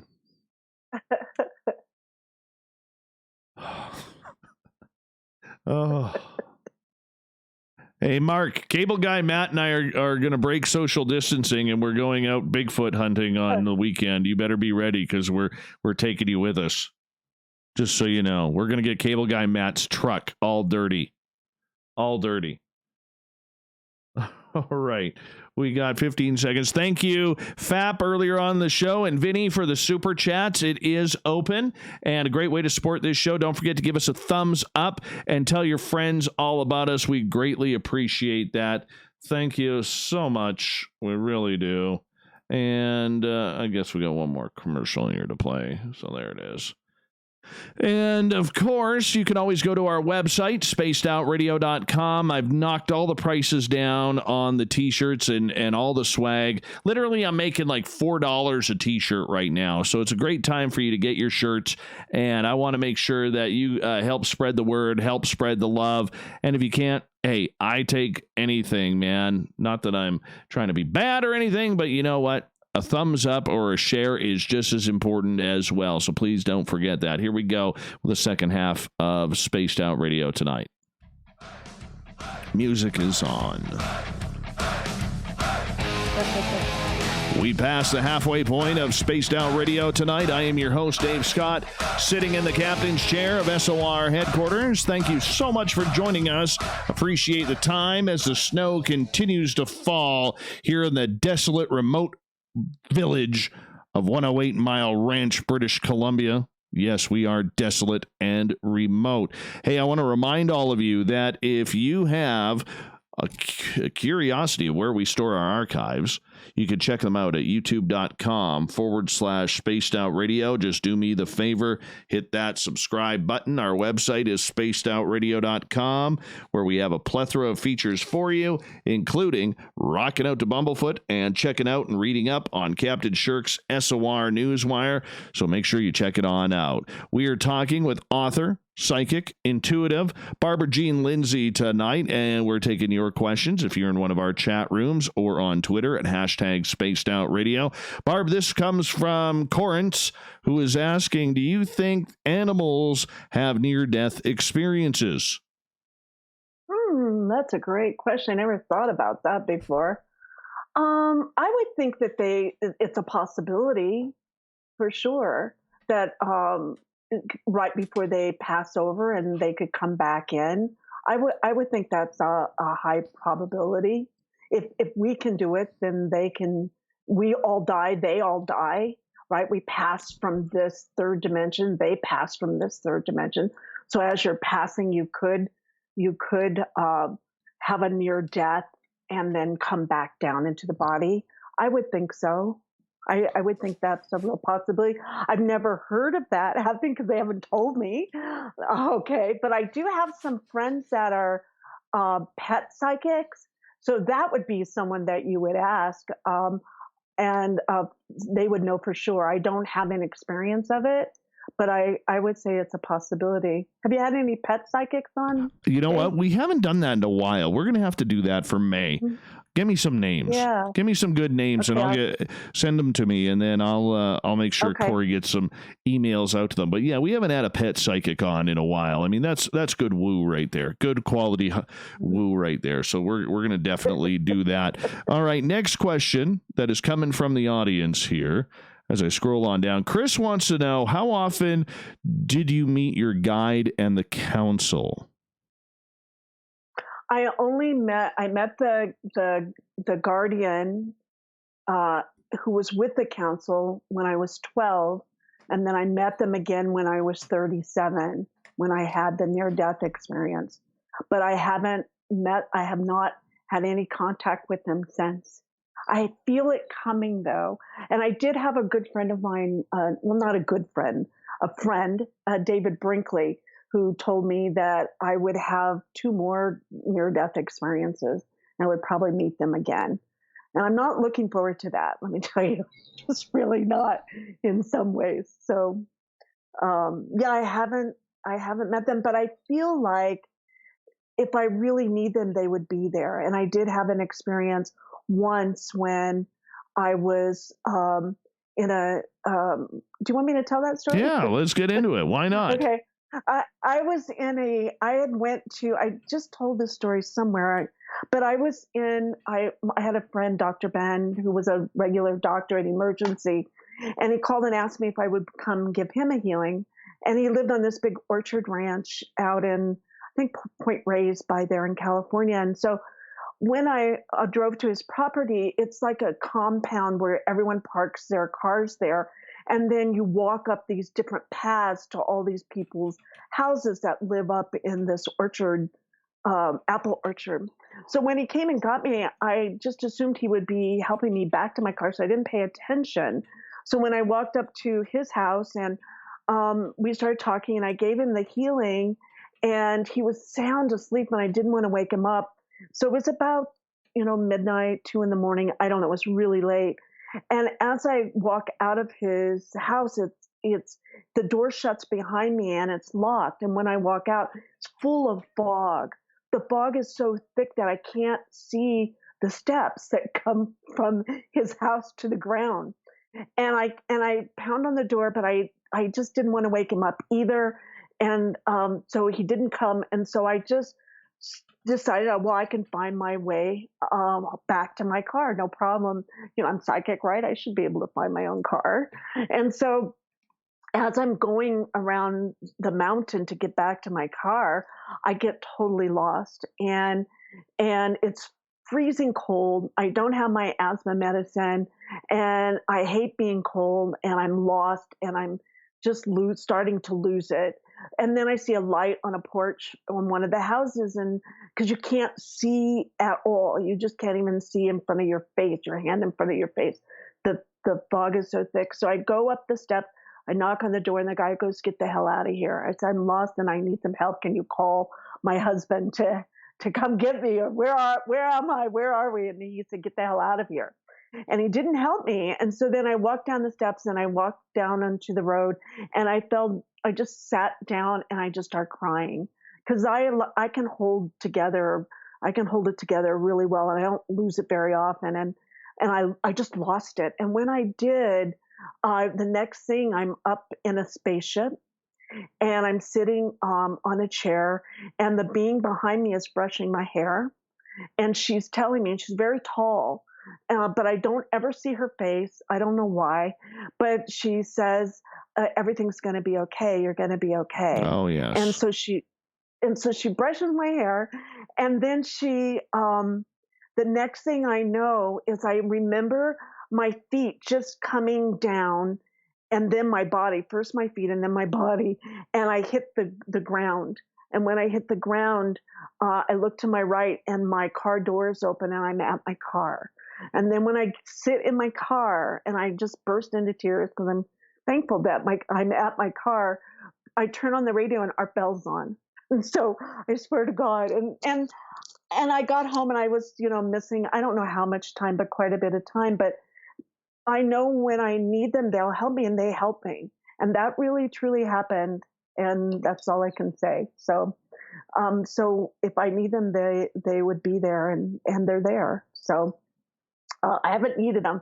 I'm pretty, I can take care of myself pretty well and persevere pretty well. And, but when I was in my time of real need, they came. It's actually a beautiful story. Beautiful story. It's a weird story. It's so weird out there, and it would embarrass my teenagers, right? I had two teenagers at the time, and I tell them the story. They go, "Oh, Mom, God, don't tell anybody that. Just be can't you just be a normal mom? I'm not going to tell anybody that you're a psychic. Just be a counselor or something." Like, okay, I can do that. But later on, they've all grown up and they have their children now, and their children are very sensitive. And so it all comes about full. So it's okay. So now they accept me for who I am. I think because it took me a long time to accept me for who I am. And this is really who I am. And that's okay. Are you able to call them in, or do they just kind of show up? I never summon anyone. I don't have the power to do that. I don't do that. Maybe I do have the power. I haven't done it. They just show up when they want to show up. Just like when Sekhmet showed up, she showed up. Just when the counselors, they just show up when they want to show up. The same with the Sasquatch. When he showed up, he showed up. But I did ask them for that time. But that was in a time of dire straits or dire needs. It's different than, hey, can you be here Tuesday at 5:15? I think it's without respect. So, yeah, I don't do that. I don't have the ability to do that, I don't think. And I have asked for communication, for help during these time for people in general. I do believe in prayer work, and I do prayer work. And in my meditation, I ask for protection and for humanity, that sort of thing. I do that every day. But yeah, I don't think they would come if I send them like that. I think that would be disrespectful in some ways. So I don't think it would, like, you don't do that with your ghost. Like, hey, Joe, be here or you're out of here. I try. It never works, but I try. I got to ask you, okay? I have heard so many people say the exact same saying, which is, don't worry, everything's going to be okay. Before I ever had anything weird and strange happen in my life, I actually heard that twice. And both times it was in my bathroom. The first time it was, and I still live with my parents. I think I was, about 19 or 18 years old, 19 years old or somewhere like that. And the first time was the day of my grandfather's funeral. And my grandfather and I were extremely close. And I heard it then for the first time. And then a year later, and this would have been 1995. Yeah, 1995, the day of his funeral. And then a year later for my sister's wedding. Same bathroom and same situations. And I hear this voice, don't worry, everything's going to be okay. And it was the day of her wedding. And, well, they ended up getting divorced. But, it happens. I got two great nephews out of it, who are massive. And one has a really big nose that I've been bugging him since birth about. And I'm okay with that. I'm very much okay with that. But it's weird how many people hear that same simple sentence when they need it the most. Mm-hmm. It's true. They do. I haven't had him say that, but but I have had it where I know it's my dad that comes because he smells like cigarettes. Whenever I smell a cigarette smoke, it's my dad. And he'll come in every once in a while just to let me know that he's checking on me. And we didn't have the best relationship, but in that there's still that love that's timeless and goes within space and through space and time. They're not adjoined to any of that conditioning. And so when he comes in, I feel that. And with my grandmother, it's food. I guess I never thought about it before, but with my grandmother, Grandma Drusy, was my favorite grandmother. I was very, very close to her. She taught me how to be with people. Her front door was always open and she had people come through all the time. And she made the best pie in the whole world. And that's how I remember her, is when I smell pie. And I used to work with the First Nations and I had a healing center for 8 years in Santa Cruz called Casa del Sol. And we would do Inipi Sweat Lodge ceremonies there. I worked with a Native American First Nation chief, Richard Sparrow Eagle. And she would come in the lodges and you would smell the pie. I swear it was her. And so somehow they come through smell for me. But Yes. It is peaceful to know that if I really need them, they would be there. I'm sure of it. All right, quick question here from Mark in regards to the same topic. Are we born sensitive, or is it something we learn? I believe that there's some of us, there's degrees of sensitivity. That's more, there are some, like you have a Mozart, right? And then you have a regular musician. There's some of us to degrees of how sensitive we are. I was born ultra sensitive. And then my sister and my brother, they're not as sensitive at all. So coming from my own experience of that, I would say I was born the sensitive. And they say within generations, there's that person that it carries the family lineage. And I met this wonderful teacher in Arizona, and she said to me, she goes, "You carry your whole family's history within your body at this time." And it felt true that I have access to that. And so that also, if you're sensitive, you also get the other side of being sensitive. And that is where your ability to heal and to be aware and you have an easier time of bringing in spirit guides and all the help that you need. You have a direct communication with source, right? Because you are sensitive. So it's more real that way. And so if there's also some pain and suffering that come along with that until you learn how to adjust yourself physically and mentally, spiritually with all of it. All right. And that takes time. Let's go to Nikki's question here, because I want to get this Sasquatch question in. She goes, how often do you have visitation from Sasquatch? I was having it quite often, but I haven't had it in a while. Everything's gone really quiet for me. And you know what I always think? I go, oh God, am I doing something wrong, or do I want it too much? And maybe I don't want it at all. And to tell you the truth, I got a little bit afraid, and I always think of myself being very courageous and fearless. But if I'm going to meet a Sasquatch in the flesh, that's going to change my world a lot. And so I have to be prepared for that. And I think they acclimate me, right? First they come in a smell, then they come in a telepathic download, then they come in a glyph. And that's because I am sensitive, right? They don't want to give you too much that your mind folds, right? They want to keep you together. And so, yeah. And so with the Sasquatch, it's just not as much. And I think that's my own safety for some reason. It feels weird, but if they chose me, they're going to have to be patient with me, okay? Because I'm not going to just do what they tell me to do or show up where they tell me to show up. I'm going to do what I want to do first and foremost. And that's not the best way, but that's my way. It's how I am. So I go with that. All right. Nixa is asking, when you were having your NDE and you went up on the spaceship, did you ask the extraterrestrials where they were from? I did not. Yeah. I wished I would have. If I go back again on my next NDE, I'm supposed to have 2 of them. You bet I'm going to ask them a lot of questions.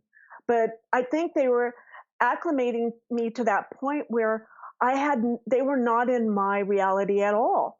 And so first they had to get me through that loop before I could go to the next loops, so that, and I didn't think to ask them really anything.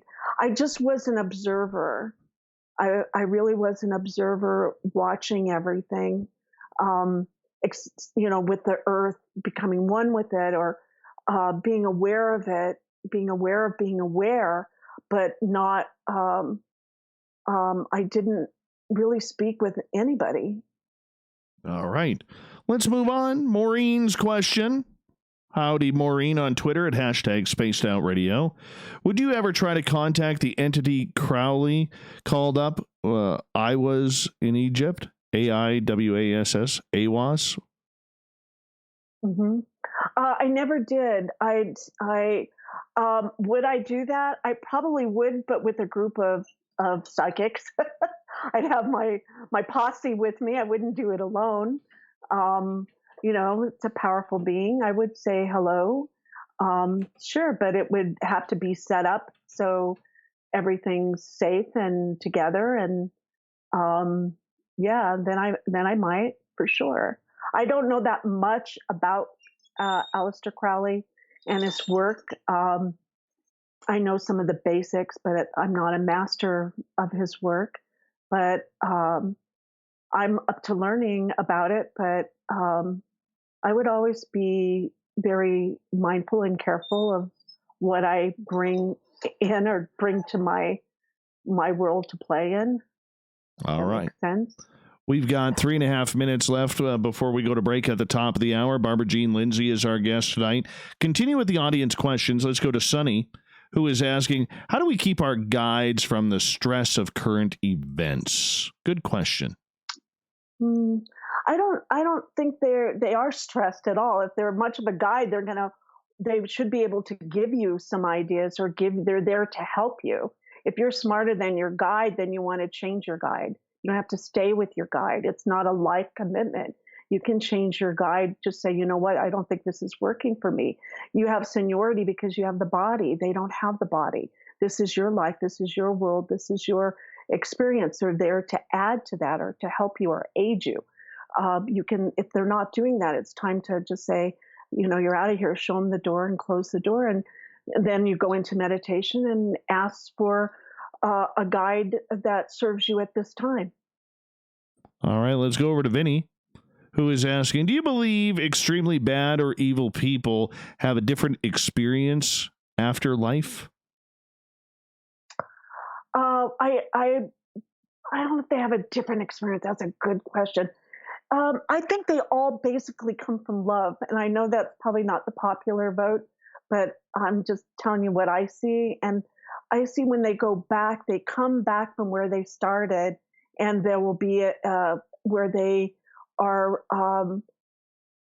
get to look at themselves and what they worked with, how they worked, and then to see. When I was over there, I didn't even think about Earth at all.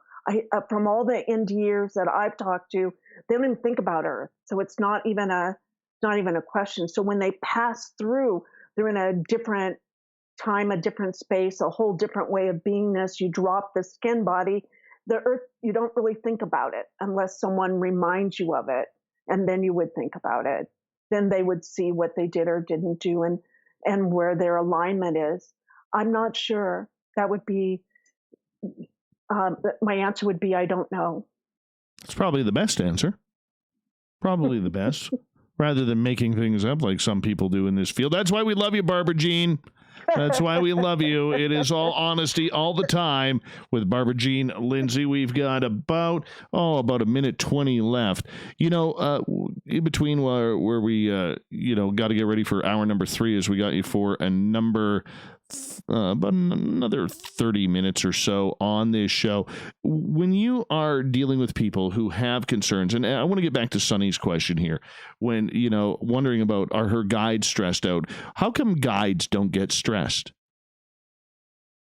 Well, their job is to be removed. And like a psychic, your job isn't to go into the problem solving or be a part of that. Your job is to be separate from that. If you're separate from the body, let's say, you're in the upper echelons, you're in the upper chakras, you're in the upper cosmos. You're not thinking about the body at all. And the body is the one that has all of the emotions and tied to all the problems. And if you can turn down the lower chakras and vibrate at your higher chakras, then you'll be able to look at the problem from a much more neutral position and be able to have a better chance of solving that problem from not a problem-solving space, but from an expanded space, and that opens up lots of solutions for you, usually. Awesome. We're going to go to break here at the top of the hour. Barbara Jean Lindsey is our guest tonight. We got her for another half hour before we finish off hour number 3 with the SOR Newswire and the thought of the day. Stay tuned. More Spaced Out Radio coming up right after this. Awesome. I'm going to. I like your ghost Joe. Is that did you say that was his name, Joe? No. The guy. His name is Rick in the yard. Rick. Yeah, he takes care. He takes care of that. So that, yeah, I don't have to worry about bears. I'm just going to step away, run my dogs outside here quickly. I'll be right back. I'm just going to put the commercials on for our YouTube crowd, and you sit tight. I'll be right back. Okay. Then we give those items directly to an underdog who needs it most. To become a donor with Spaced Out Radio's official charity, Chive Charities, just go to chivecharities.org/donate. Looking for creative ways to get your company out in the public? How about advertising on Spaced Out Radio? Our sales department is waiting to hear from you, and we can work around any budget. From commercial spots to banners to special promotions, there are many opportunities to get your name and product out to our SOR listeners. For a price guide and more information, please contact us at sales@spacedoutradio.com. Hello, Space Travelers. It's me again, Carl. Don't forget to join the Space Travelers Club for just $5 a month and follow Spaced Out Radio on Twitter @Spaced Out Radio. Our Instagram, Dave Scott SOR. Our Facebook page is Spaced Out Radio Show. Our archives are free at youtube.com/Spaced Out Radio. Come woo it up with Spaced Out Radio today. Bye! For the price of 1 cup of coffee a month, you can become an SOR Space Traveler. The Space Travelers Club is a place where you can interact with other listeners, either live during the show or on our great forum. We want your stories, pictures, comments, and ideas. You'll get live video streams, exclusive content, and be a part of our newsletter. Stay in touch with everything SOR. The Space Travelers Club is just $5 a month at spacedoutradio.com.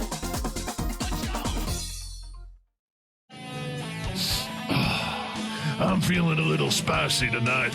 What to do? Why not get Bumblefuck? 4 million Scoville units of pure hard rock.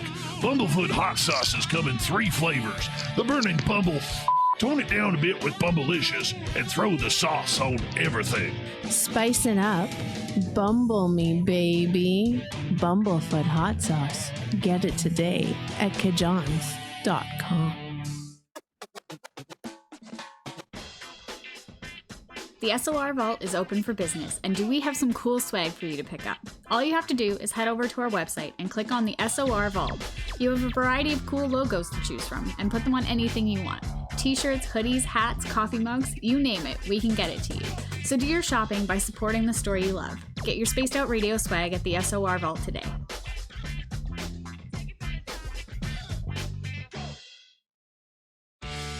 Hey Hey everyone, I'm John Edwards. And I'm Stacey Edwards. Together we're taking over Saturday nights on Spaced Out Radio, where we're going to bring our own experiences of the paranormal and talk to the best people we can find to help bring you answers to your strange tales. We're here to entertain your need for weekend woo! So tune us in at spacedoutradio.com starting at 9:06 Pacific, 12:06 a.m. Eastern, where we can all get a little spooky together. Spaced Out Saturday nights right here at spacedoutradio.com. So, how we doing, everyone? Radio, I am back. I am back with bells on. Look at my bells. Oh, if I could show you the conversation I am having right now with somebody private in regards to UFOs. I got to taunt you and tease you a little bit, but I am just wowed right now. Just wowed. Oh, God, I love this business sometimes. I love this business, Barb. I love this business. The strange stuff sometimes I get sent to me while I'm doing the show is incredible sometimes. Just incredible. Well, it keeps you on your toes, Dave. I guess that's it. Just when you were getting comfortable, right? I know. You know, this is why I wear pants during the show, because you never know. You never know. Oh, my goodness. You never know who's going to show up, right? Well, I mean, I was sent a video of a UFO. And I can't get any more specific about it right now because, A, I don't have permission to talk about it or anything like that. I don't know if it's been released publicly, but this is awesome. If this video is real, which I think it is, because I know the sources, it is wow. Wow. Oh, I would love to see it. I would love to see it. Well, you know what? When it gets released, if it ever does, I will say this is the video that someone privately sent me.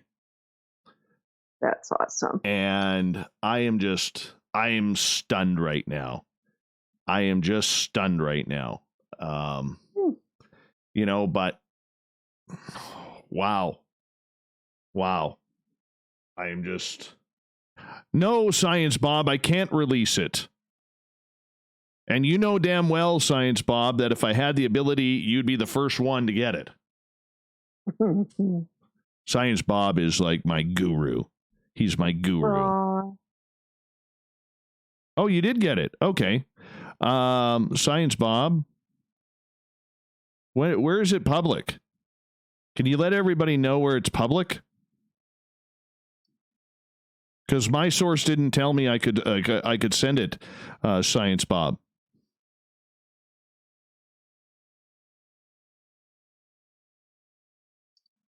It is like another Phoenix Lights. Oh. Yeah, it is like another Phoenix Lights. Does it say where? In California, just a couple of nights ago. This was. Tom DeLong saw it. Luis Elizondo saw it. A lady named Lori saw it. A lady named Amy had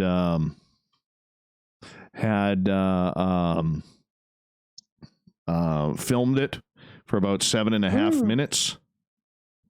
Okay, so if you go to Bob McGuire's Twitter handle at BobMcGuire_N4HY, that's where it is.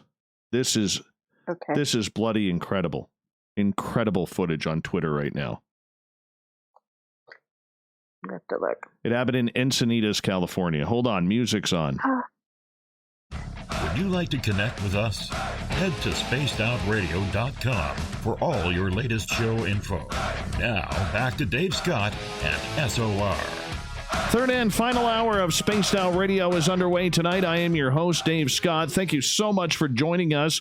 We want to give a shout out to everybody listening in on our terrestrial affiliates, along with our digital side on Revolution Radio. Remember, all of our archives are free for you at youtube.com/Spaced Out Radio. Do old Davey the favor, hit that subscribe button. The Desert Clam has set the password for tonight in the SOR Space Travelers Club, Ecdysis. Oh, I butchered that again. Ecdysis. There we go. Ecdysis is your password. Use it wisely, space travelers, as the Clam sets a password each and every night right here on Spaced Out Radio. Our website is spacedoutradio.com, where we have a plethora of features for you, including rocking out to Bumblefoot and reading up on Captain Shirk's SOR Newswire. So if you're looking for a good UFO video right now that was just released, if you're on Twitter, go to @BobMcGuire, that's MCGWIER_N4HY. You can find him on my follow list at Spaced Out Radio. There is an incredible UFO video from Encinitas, California, just a couple nights ago. And this thing looks exactly like the Phoenix Lights. Exactly like the Phoenix Lights. This is absolutely incredible. Absolutely incredible. And I don't have a link to it yet, but when I do, I will post it on my Facebook and Twitter. Well, Twitter I can repost it there. But the rest of it, I can't post right now, but we'll get it to you. We'll figure it out. All right, Barbara Jean Lindsey is here until the bottom of the hour here on Spaced Out Radio. We've been going over everything intuitive tonight because that's kind of what we love to do. We love to do that. And I'll tell you, when it comes to anything strange, weird, psychic, this is the lady you want to be talking to because she is just right on the ball with everything. How do people know if they're intuitive or not? Well, we're all intuitive. We're all intuitive. The best business people are very intuitive. They know when someone's lying to them. They know when they shake their hand and feel that person is, going to take advantage of them or not. We all have intuitive abilities. You sense that right before you put your hand near that fire, it's going to burn you. So you have that's our survival skills that are intuitive for sure. We're built with those. And all of our senses are built with our intuitive skills. So it's like a muscle. It's like you learn how to use it and control it. And the more you exercise it, the more it's more real for you. I've just done, I stopped counting after 10,000 readings. After you do something thousands of times, it just becomes second nature with you. And so we just haven't explored that much. And, we weren't taught that as we were children to if you had that make-believe friend or if you had a feeling you saw something, instead of having parents that said, hey, yeah, let's look at that. Let's explore that. Let's put that truth out on the table and see what we can do with it. Then, that would have been much more helpful. But we've been taught to turn it down and to not look at it. So once you start tuning into it, it becomes more real and more real to where you live more of an intuitive lifestyle as a general lifestyle. I'd still pay my rent though. Okay. Yeah. That sort of thing. So when you sit there and say that everybody is intuitive, how come so many people have trouble finding it within themselves? Well, they'd have to take that time. It's where you have that voice in your head, that's you, and you have a relationship with that. And so then you get to look at it and practice it. If someone comes and sits in front of you and, there's games that you can play to increase it. Like I used to play this with my kids. I would put an object in the bag, a simple object, and have them tune into their psychic ability. And how you do this, you turn down your lower chakras, your lower human part of yourself in a way, your avatar body, and your guys are going to love this. And then you go up and sit up more in those intuitive parts of yourself, which is, behind the pineal gland and that sixth chakra in the middle of your head, like a third eye part. You just go and sit in there and be in tune with that command center part of you. And you'll start seeing things. It'll start to come up. And first you judge it, or first you're afraid to say it. And then you start taking some risk with it, and you start refining it to where you can use it easily, like driving a car or riding a horse, something like that.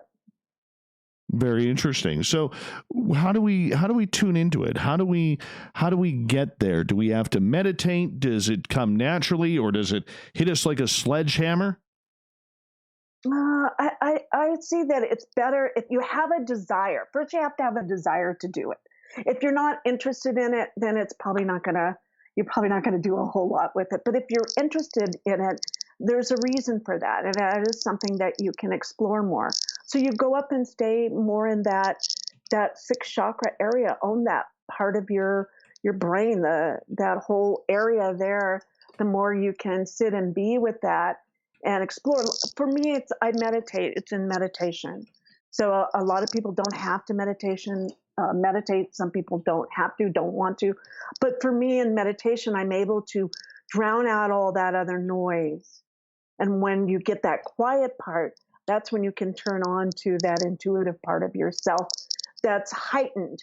And then you have that natural part of yourself that is just intuitively, naturally. That's like if your kid's sick and you just know it, or the boss is going to fire you and you can feel that. So there is that part of feeling part that's intuitive as well, and then there's that heart part that you work with that as well. But it's a combination of seeing that works, and it's not hard. It just takes practice and a desire to improve that part of yourself. It's easy. When we are searching for our own intuition and we are trying to find out, and I'm going to get you to remove your bracelet again because I know you put it back on. When you are trying to find it within yourself, how do we do it? Should we be doing this alone? Should we be working with other intuitive people? You know, what mood should we be in? Should we be alcohol free, marijuana free? What else? What other type of stimulant free? How should it work? Well, I don't think you have to be perfect, but if you're going to work on your sixth chakra, I would think that the alcohol or marijuana or whatever you're using expands you out of the body. And for me to do a good psychic reading, I want to be in the body as much as I can. So I want to be aware of being in my body when I do a reading for someone. And, you know, like when I changed it a little bit. When I do my readings now, I like to hold the person's hands and I get information that way. And we go somewhere together to explore what information they need to help them at that time. So it's where you tune into not just the earth plane. You're in, let's say, okay, I'm going to get tuned in now, and you sit down and I'm going to take this next 20 minutes to just sit in meditation. And what that does, if you can just sit in that area right above your eyes, that third eye there, sit back in and sit in a little command center there. There's a command center there.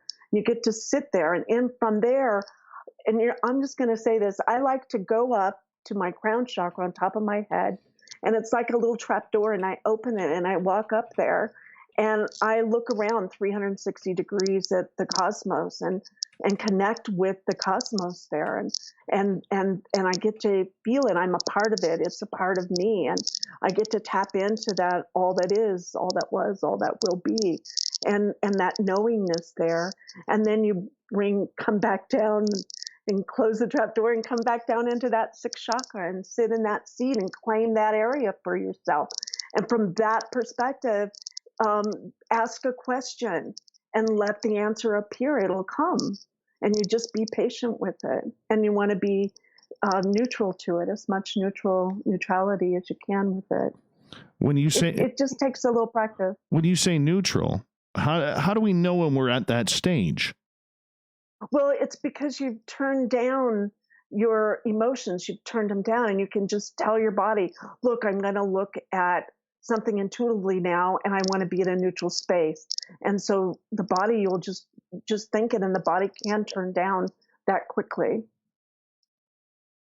Do we need anything around us? Sage, Palo Santo wood, maybe Hail Mary type Catholic beads? I don't think that you have to have it, but I do it. It's mainly because I set space. I set the energy for something, a miracle to happen, or for something brilliant to happen. I'm open to that. So when I do readings for people, or when I set my energy for my house, I do use sage. It's something that works for me, that I love the smell of it. And it tends to relax me. A lot of times when you're trying to open your sixth chakra, you're like in perfect and you want to like everything perfect. And it's not, it's about relaxation. So you want to relax into it. So yeah, I do sage. I like candles because I like the fire element. I'm a fire walking instructor. It's something I've done for years and I love it.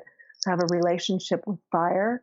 So that's something I like when I do readings or set space. And you'll find, your element that works for you.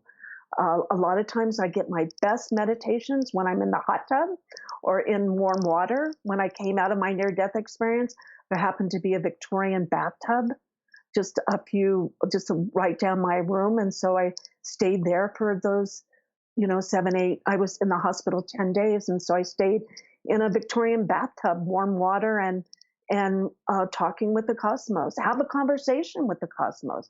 And you don't have to be out there to do that. And why would you want to do that? Because it's a way you can learn about yourself and your relationship to yourself and to your community and to the earth and to the cosmos. And you have a relationship if you want it. Interesting. Very interesting indeed. So with that, what can we expect to come along the roads? Like, what like, are our guides automatically going to jump out and say, hey, how you doing? This is who we are. This is what we're doing. Or is it something that is going to take time, practice? Well, it usually takes some practice because it's really about, first of all, building a relationship with yourself. The more you're at peace in your body with yourself, then you've got that part down. It's kind of like the basic foundation of it. Then from there, then you can work with your spirit guides. But you know what? The spirit guides coming in and doing all that if you don't have a relationship with yourself first. So you want to have that relationship with yourself built first. And that means spending time with yourself, getting to know yourself, getting to know why you're here and what you're doing here. There's a reason you're here. It's not a coincidence. So find out what that is. And usually you can find that out by following your desires. And that doesn't mean all physical desires, but hey, I drink wine, I cuss, I'm not perfect either. So, but can I set sacred space so that people can be healed and get information they need to make the right choices in their life? Sure. And you can do that for yourself just as easily as I can do it for you. It takes time and it takes practice. We've only got you for about 8 more minutes here. This show is flying on by. What should people, when they are trying to get in touch with their intuitive side, what should they be looking to do? Should they be looking to improve their life with it? Or is it just a familial type connection that they have been searching for that maybe has been lost? Like what's the purpose of it? The purpose of it is, from what I can tell, is that it reminds you, see, we're in a avatar body and you're not just the body. And the intuitive part is hooked up to the cosmos, to the collective, right?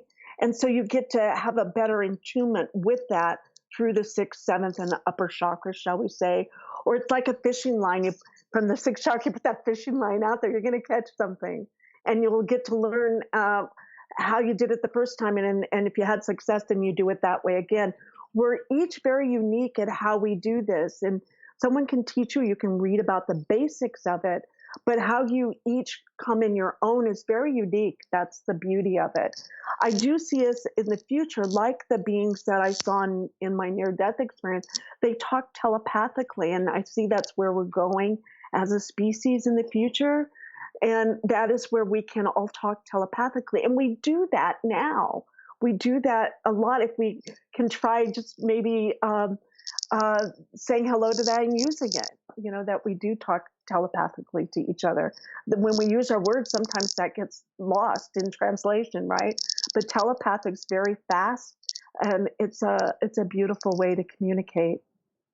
That is very, very interesting indeed. Will our guides pop up? Will they just introduce themselves? Do we see them in human form, or are we only seeing them in this meditative state? No, I see they can come in as a best friend, as like a guide. I see that if they can come in a song, information can come through a song or through a book, or you can be triggered by something that you walk by a window and you see something that gives you an aha moment.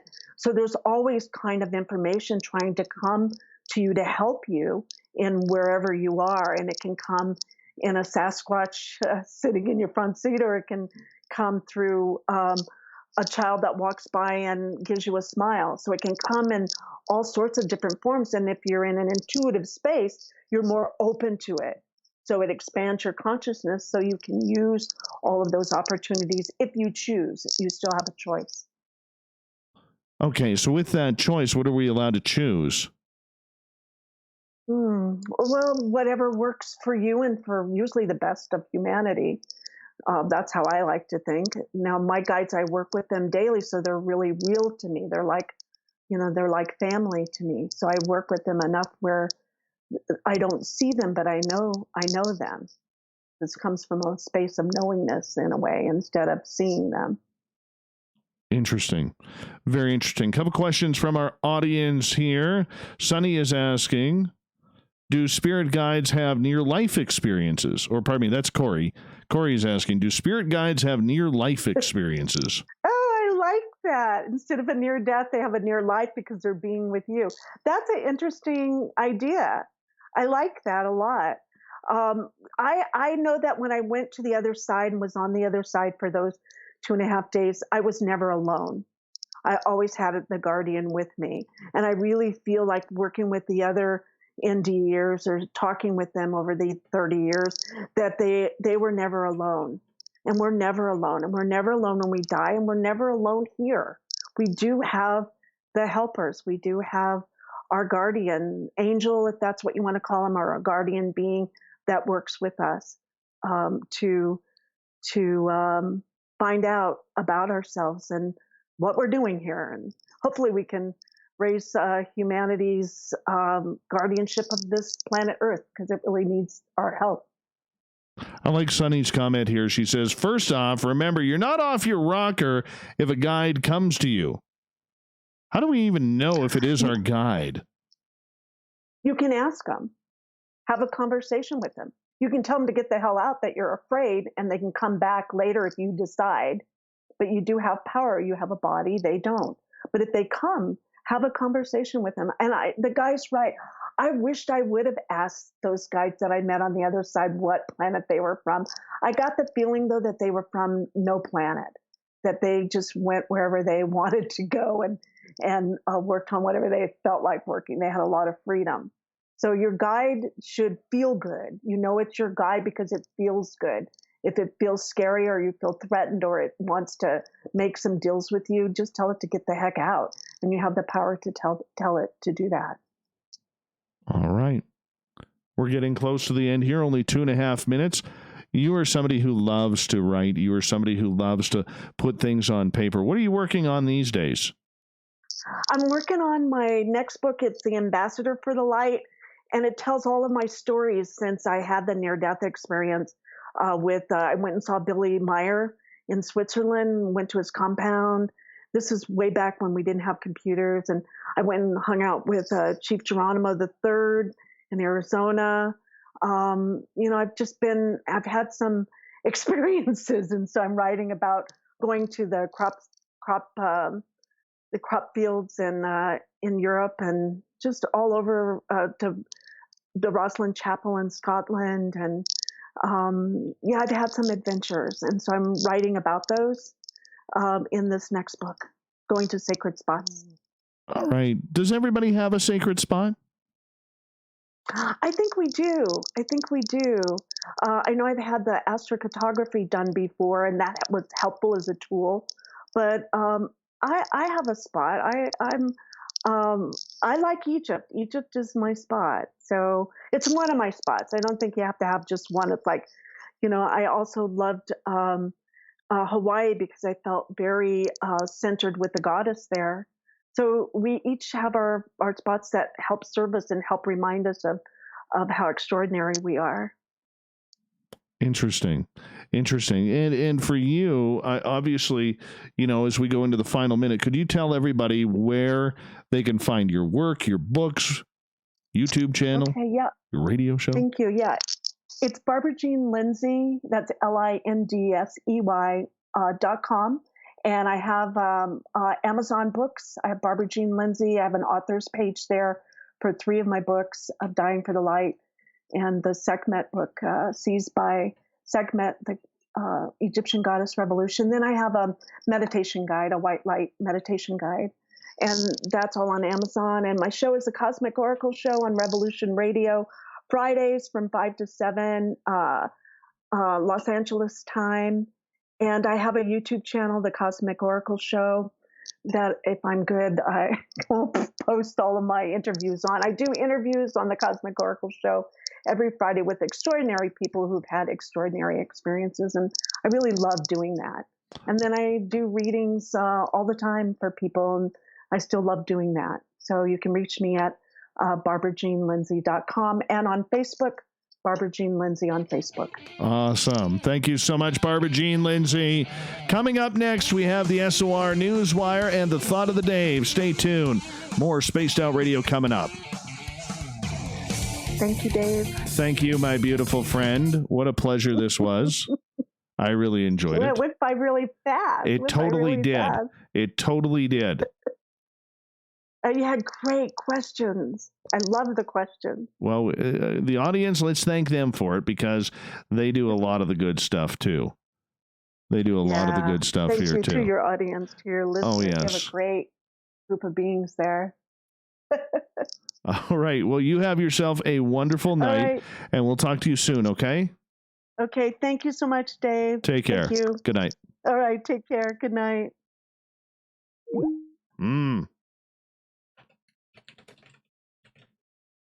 Give me 1 second.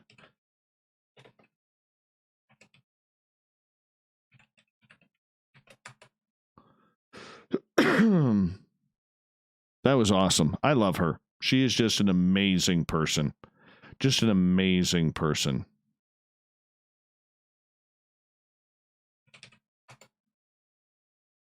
Fantastic. Did you all go to Twitter to see that video while you're listening in? That is a big one. That is a big one. Yeah.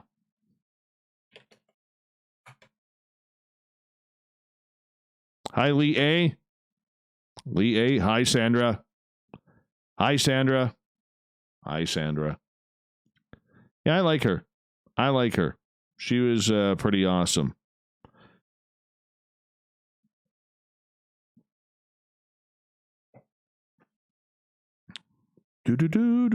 Oh, you guys think it's crazy. Wait till our Keith Andrews is on tomorrow night.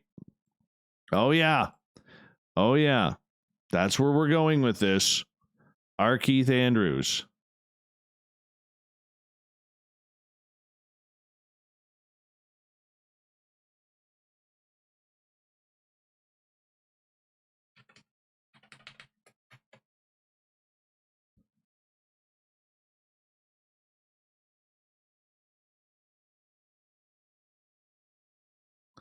Twitter was picking up on the bracelet, too. They were going hard on it.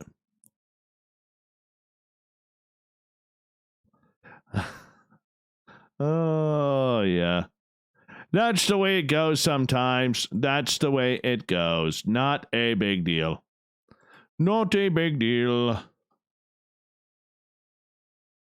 Mm-hmm.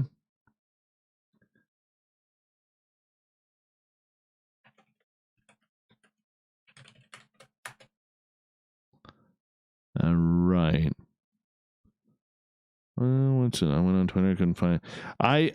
Bill WD40. I put it on at Spaced Out Radio. I retweeted Science Bob's tweet. So it is there on both my Twitter account and Bob's. And yeah, Nikki, I absolutely love her. She will come back. Barbara Jean is fantastic. And I'm just chatting with her. She's so excited about having to come on the show and everything like that. I did post Dave did post it on the Spaced Out Radio at Spaced Out Radio account. So you could check that out there. Little Marky Spender, I don't think you need a Twitter account in order to see it on my at Spaced Out Radio. You can just go on Twitter and check it on out, I believe. If not, get yourself a Twitter account, LILMRM Spender, Little Marky, or whatever you want. It's good for your business anyways. Good for your business anyways. You should be there. The wand did not show up yet. I haven't ordered the wand, to be honest. I didn't have the extra $51,000. Hey, Science Bob, if you want a funny joke, okay, would you pay $51,000 for a gold encrusted staff that is filled with energy? That is what David Sarita is charging on his website for his top of the line staff. Yeah. Who carries a staff around? Hey, Spring, welcome to Spaced Out Radio, man. How you doing? Thank you so much. Yeah, that's a great video. I gotta, you know what? I can't right now, but I'll try and put it on my Facebook here in a little bit. I will try my darndest.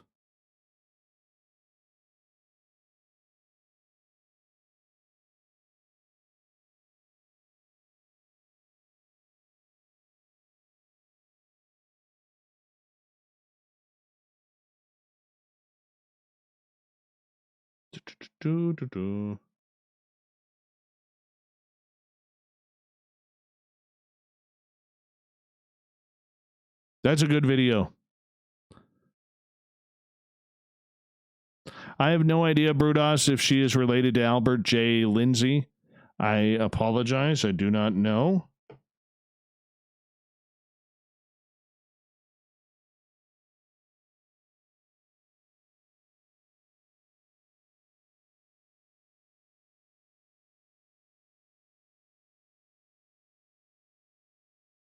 Give me 2 seconds here.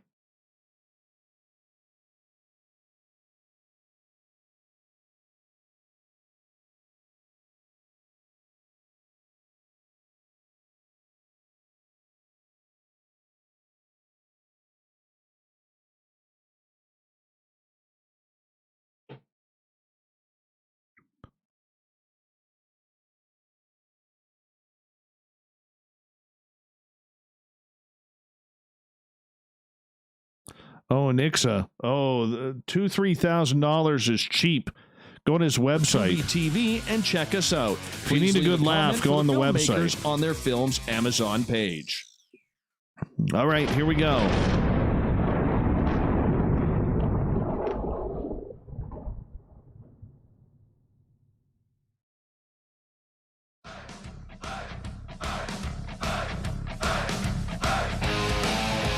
We rounded third. We're heading for home tonight on Spaced Out Radio. I am your host, Dave Scott, sitting in the captain's chair of SOR headquarters. Thank you so much for joining us tonight. And for those of you who do have Twitter, if you go on at Spaced Out Radio, don't forget to give us a follow if you don't mind. And you want to check out that UFO video, I have posted it on there to a link to Science Bob's. I retweeted his link to that UFO video in Encinitas, California. It is fantastic. It really looks like the Phoenix Lights all over again. And there's beautiful footage of it. Beautiful footage. You know, and I got to say, I really have to say, I think this is one that is special. I know the debunkers out there are going to sit there and they're going to say, this isn't a good video. This is just what we've seen before. You know, it's either Chinese lanterns or something along those lines. I don't think this one is. I think this one's real. Yeah, it goes from like 1 light to 6, 7 lights, almost identical to the Phoenix lights. It is crazy. Crazy. But either way, hey, I want to remind all of you that you can check out our free archives at youtube.com/spaced out radio. Just do me the favor, hit that subscribe button. Our website is spacedoutradio.com, where we have a plethora of features for you, including rocking out to Bumblefoot and reading up on Captain Shirk's SOR Newswire. Speaking of the news, let's get to it, shall we?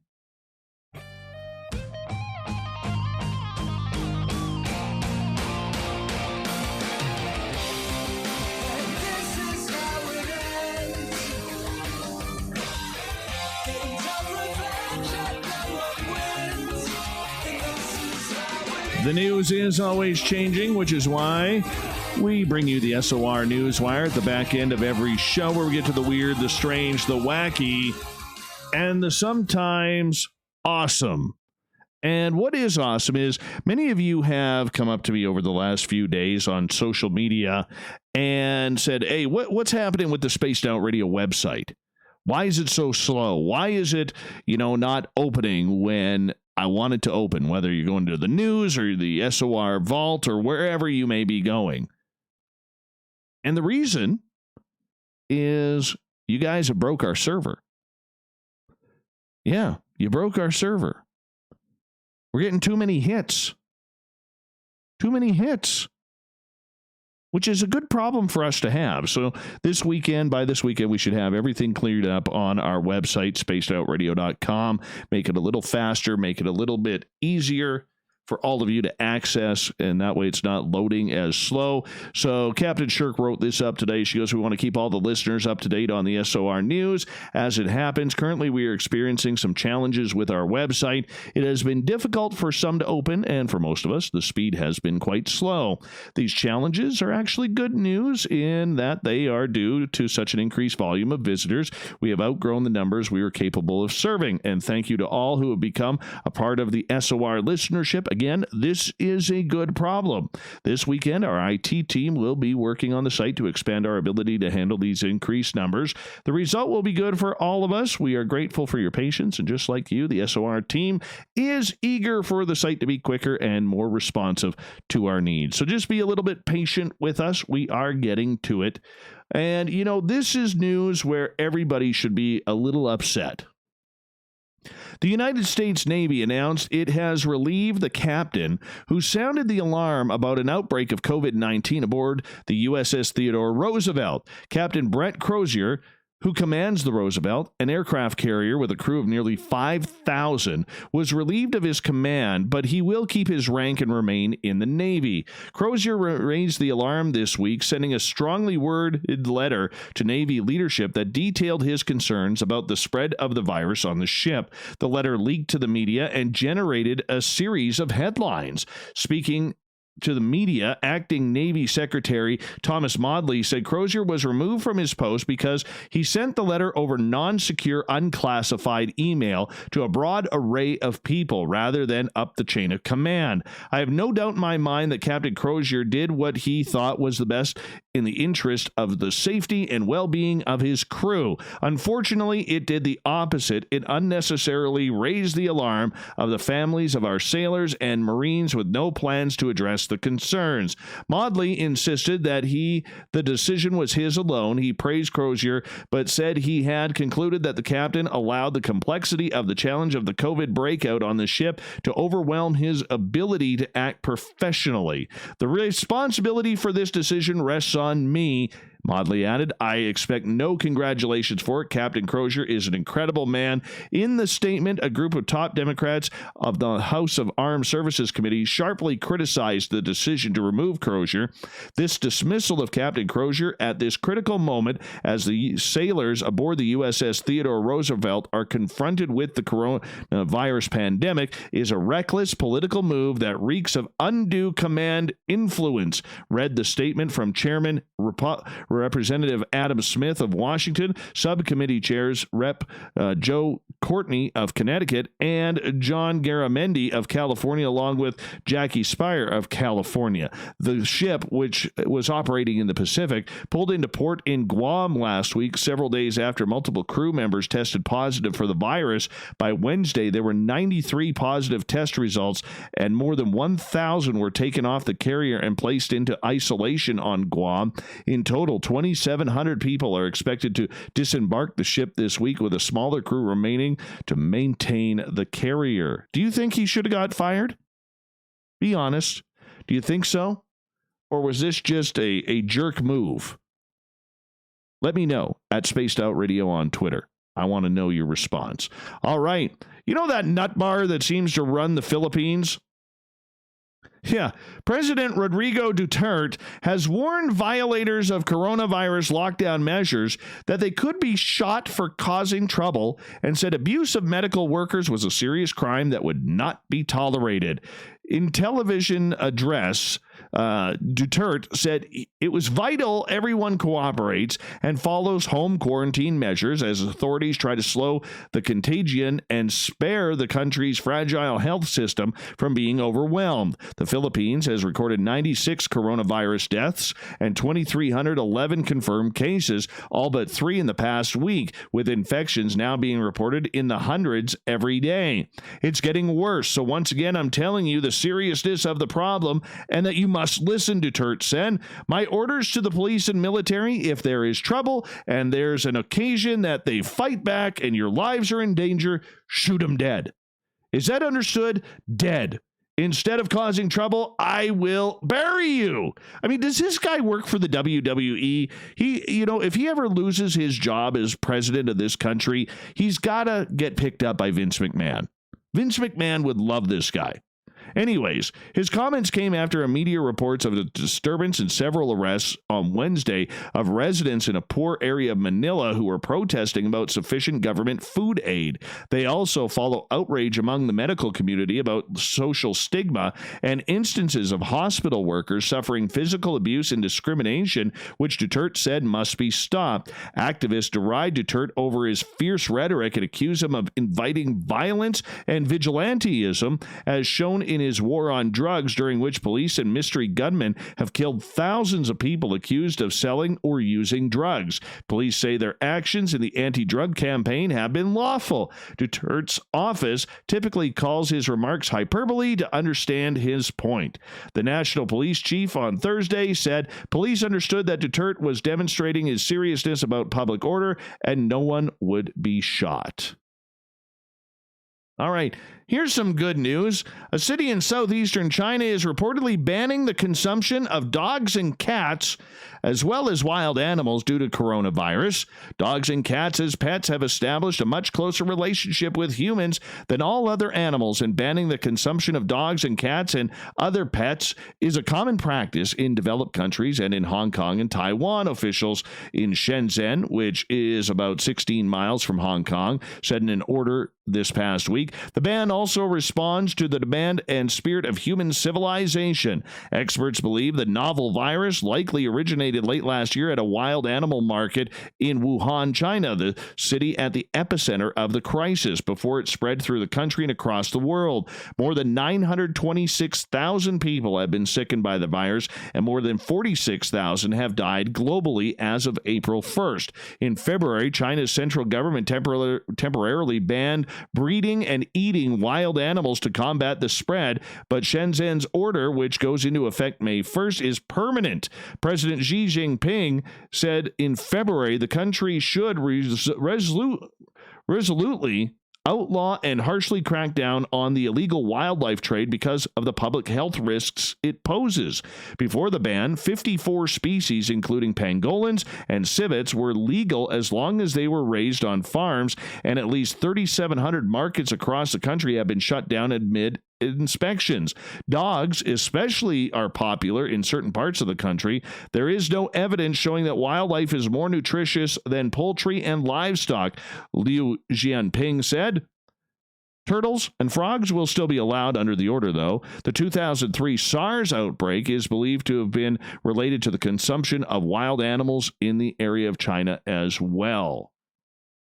Now, in Belfast, ice cream vans are normally a common sight on Britain's residential streets and in parks when warmer days arrive in spring and summer. But with the country's lockdown, there are no customers to buy their cones, ice lollies, and chalk ices. In Belfast, however, at least one van is still operating, bringing essential supplies to the elderly and vulnerable forced to stay home. We had seen that the current situation was starting to arise. We knew that there would be problems for some families and elderly who cannot get access to food, said Stephen Pollock of Greater Shankill Action for Community Transformation Group. The group asked an ice cream van owner to carry supplies to underserved areas and with at-risk patients in self-isolation to avoid infection. The community are totally over the moon with it. They're just concerned about the shops and going out in general.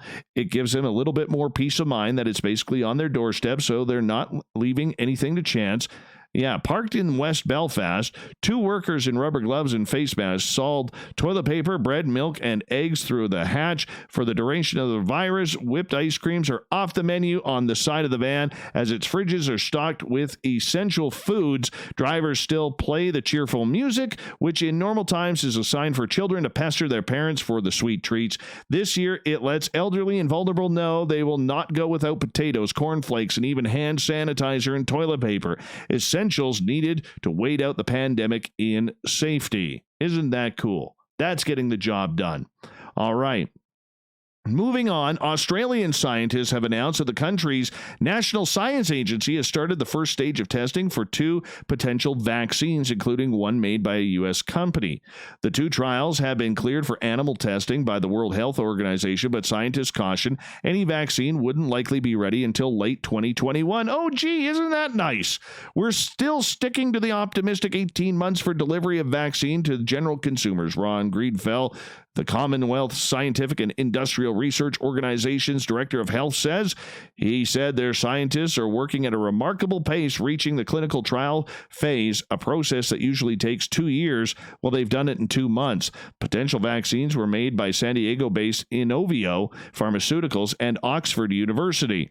The U.S. conducted the first human trial in March on a separate potential vaccine at the Kaiser Permanente Research Facility in Seattle, having skipped animal testing.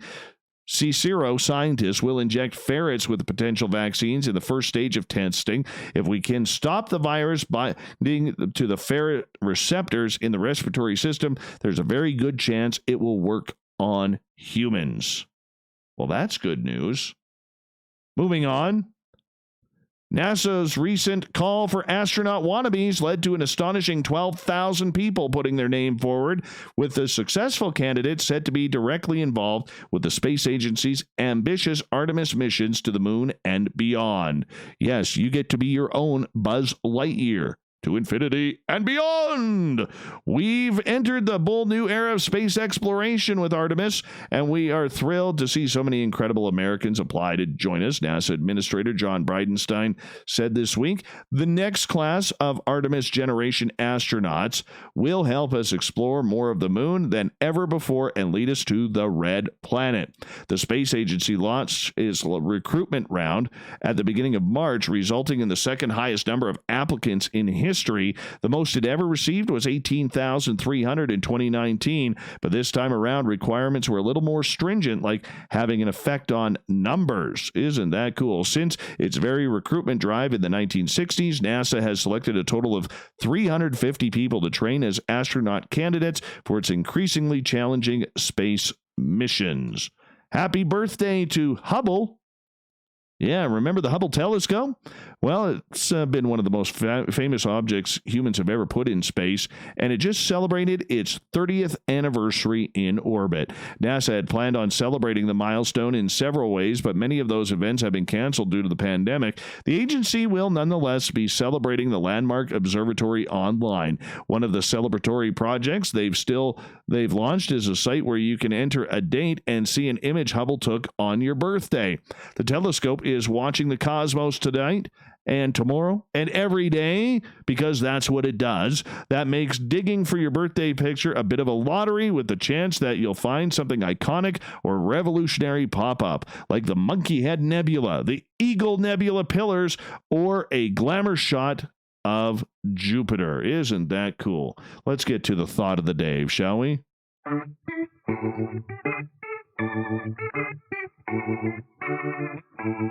Thanks for the clown, Marty.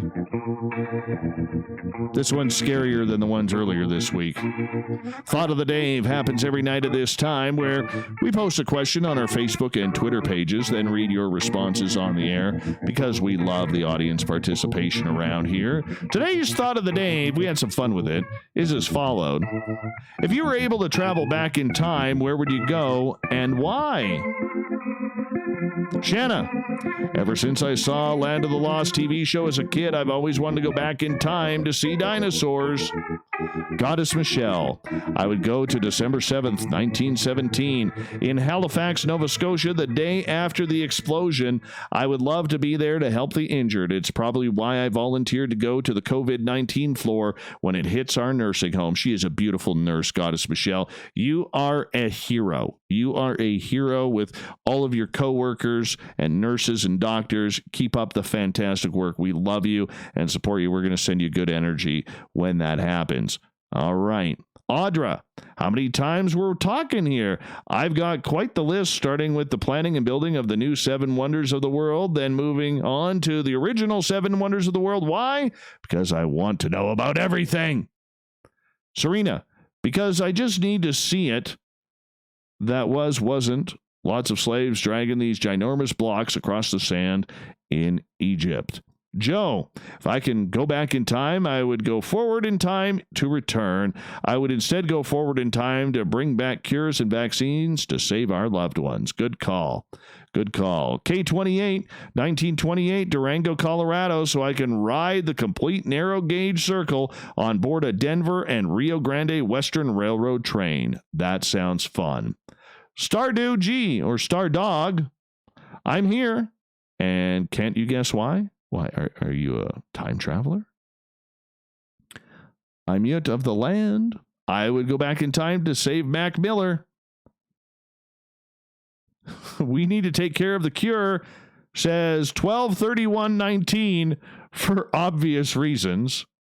Very good. Eric with a K. This is his 4th favorite show in the world.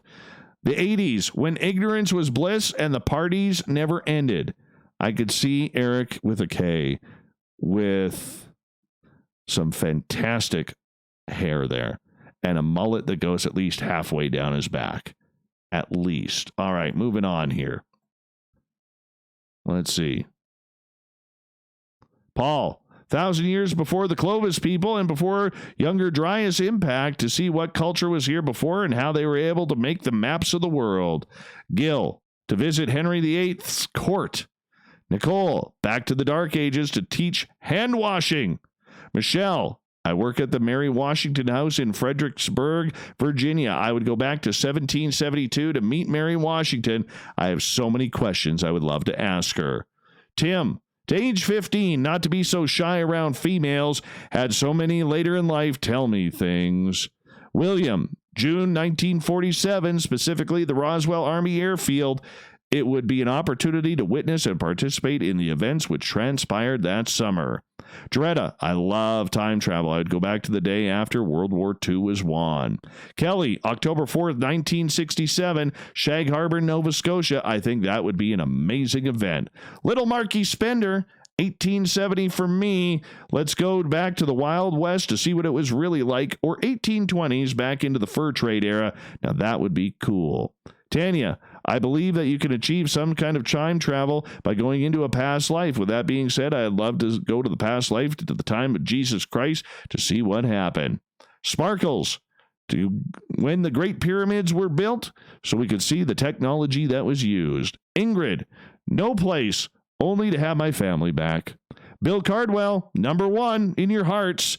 To 1935, Germany, to visit a strange little fellow with a horrible mustache.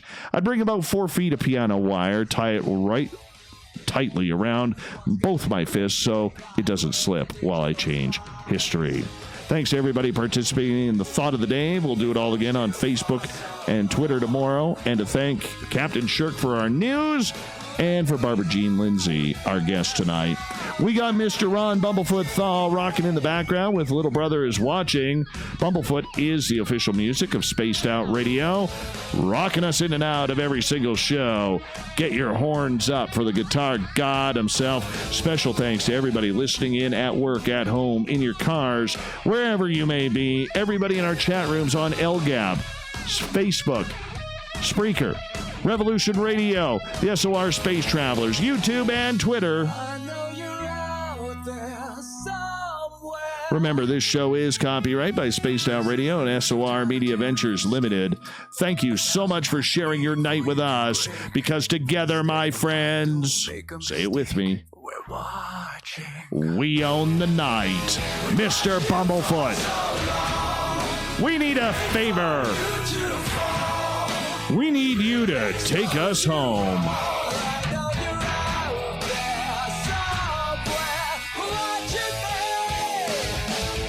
Have a great night, everybody. We're going to get it all done again tomorrow. Come join us, will you? We're going to have a lot of fun. See you tomorrow. Good night.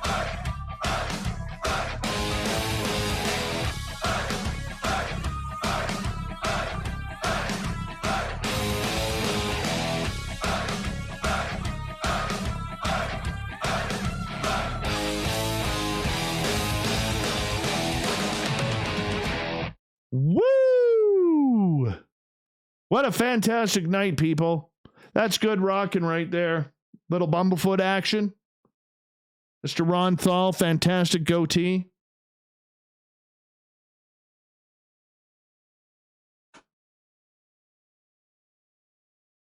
How we all doing? Oh, there we go. That's good radioing right there tonight. Our Keith Andrews tomorrow night, everyone. 48 likes tonight. That's a new record. 48 likes tonight. Good job, people. Good job. Well, I'm going to cut it short tonight because I'm tired and I got to do some editing. But you know what? Tomorrow night, we're going to have the after hours party, the Ask Me Anything that we do after the show. So I'll probably be an hour to 2 hours after the show with all of you. So save the energy for tomorrow. Hang out with us. Thank you to everybody who participated in the super chat, everybody who gave us a thumbs up, who added Spaced Out Radio to their subscribe list, and we really appreciate it. And thank you so much. I really do appreciate each and every one of you. I mean that. And you guys on YouTube have made this so much more fun and entertaining that I didn't know that it was going to be like this. Oh, 49 likes. That's kind of cool. So we're going to do it all again tomorrow. Hi, Sandra. Hi, Sandra. Hi, Sandra. Anyways, let's just have a lot of fun and keep this ball rolling. Remember, if you can't donate in the super chat, another great way to check things out is to go to our website, spacedoutradio.com. Around my microphone, Nikki, I have a bracelet of Soda Light that I put there to make sure my energy is looking really cool. Human Carl, we love you. We love you. Okay, hold on. Lisa wants me to wait a sec. 50 likes. We hit 50. Thank you so much. That is awesome. Well, I'm only seeing 50 right now. Is there 51? Do we hear 51? Let's go to Area 51 tonight. Thumbs up 51. Hi, Sandra. Anyways, come on. Let's hit it. Can we do that?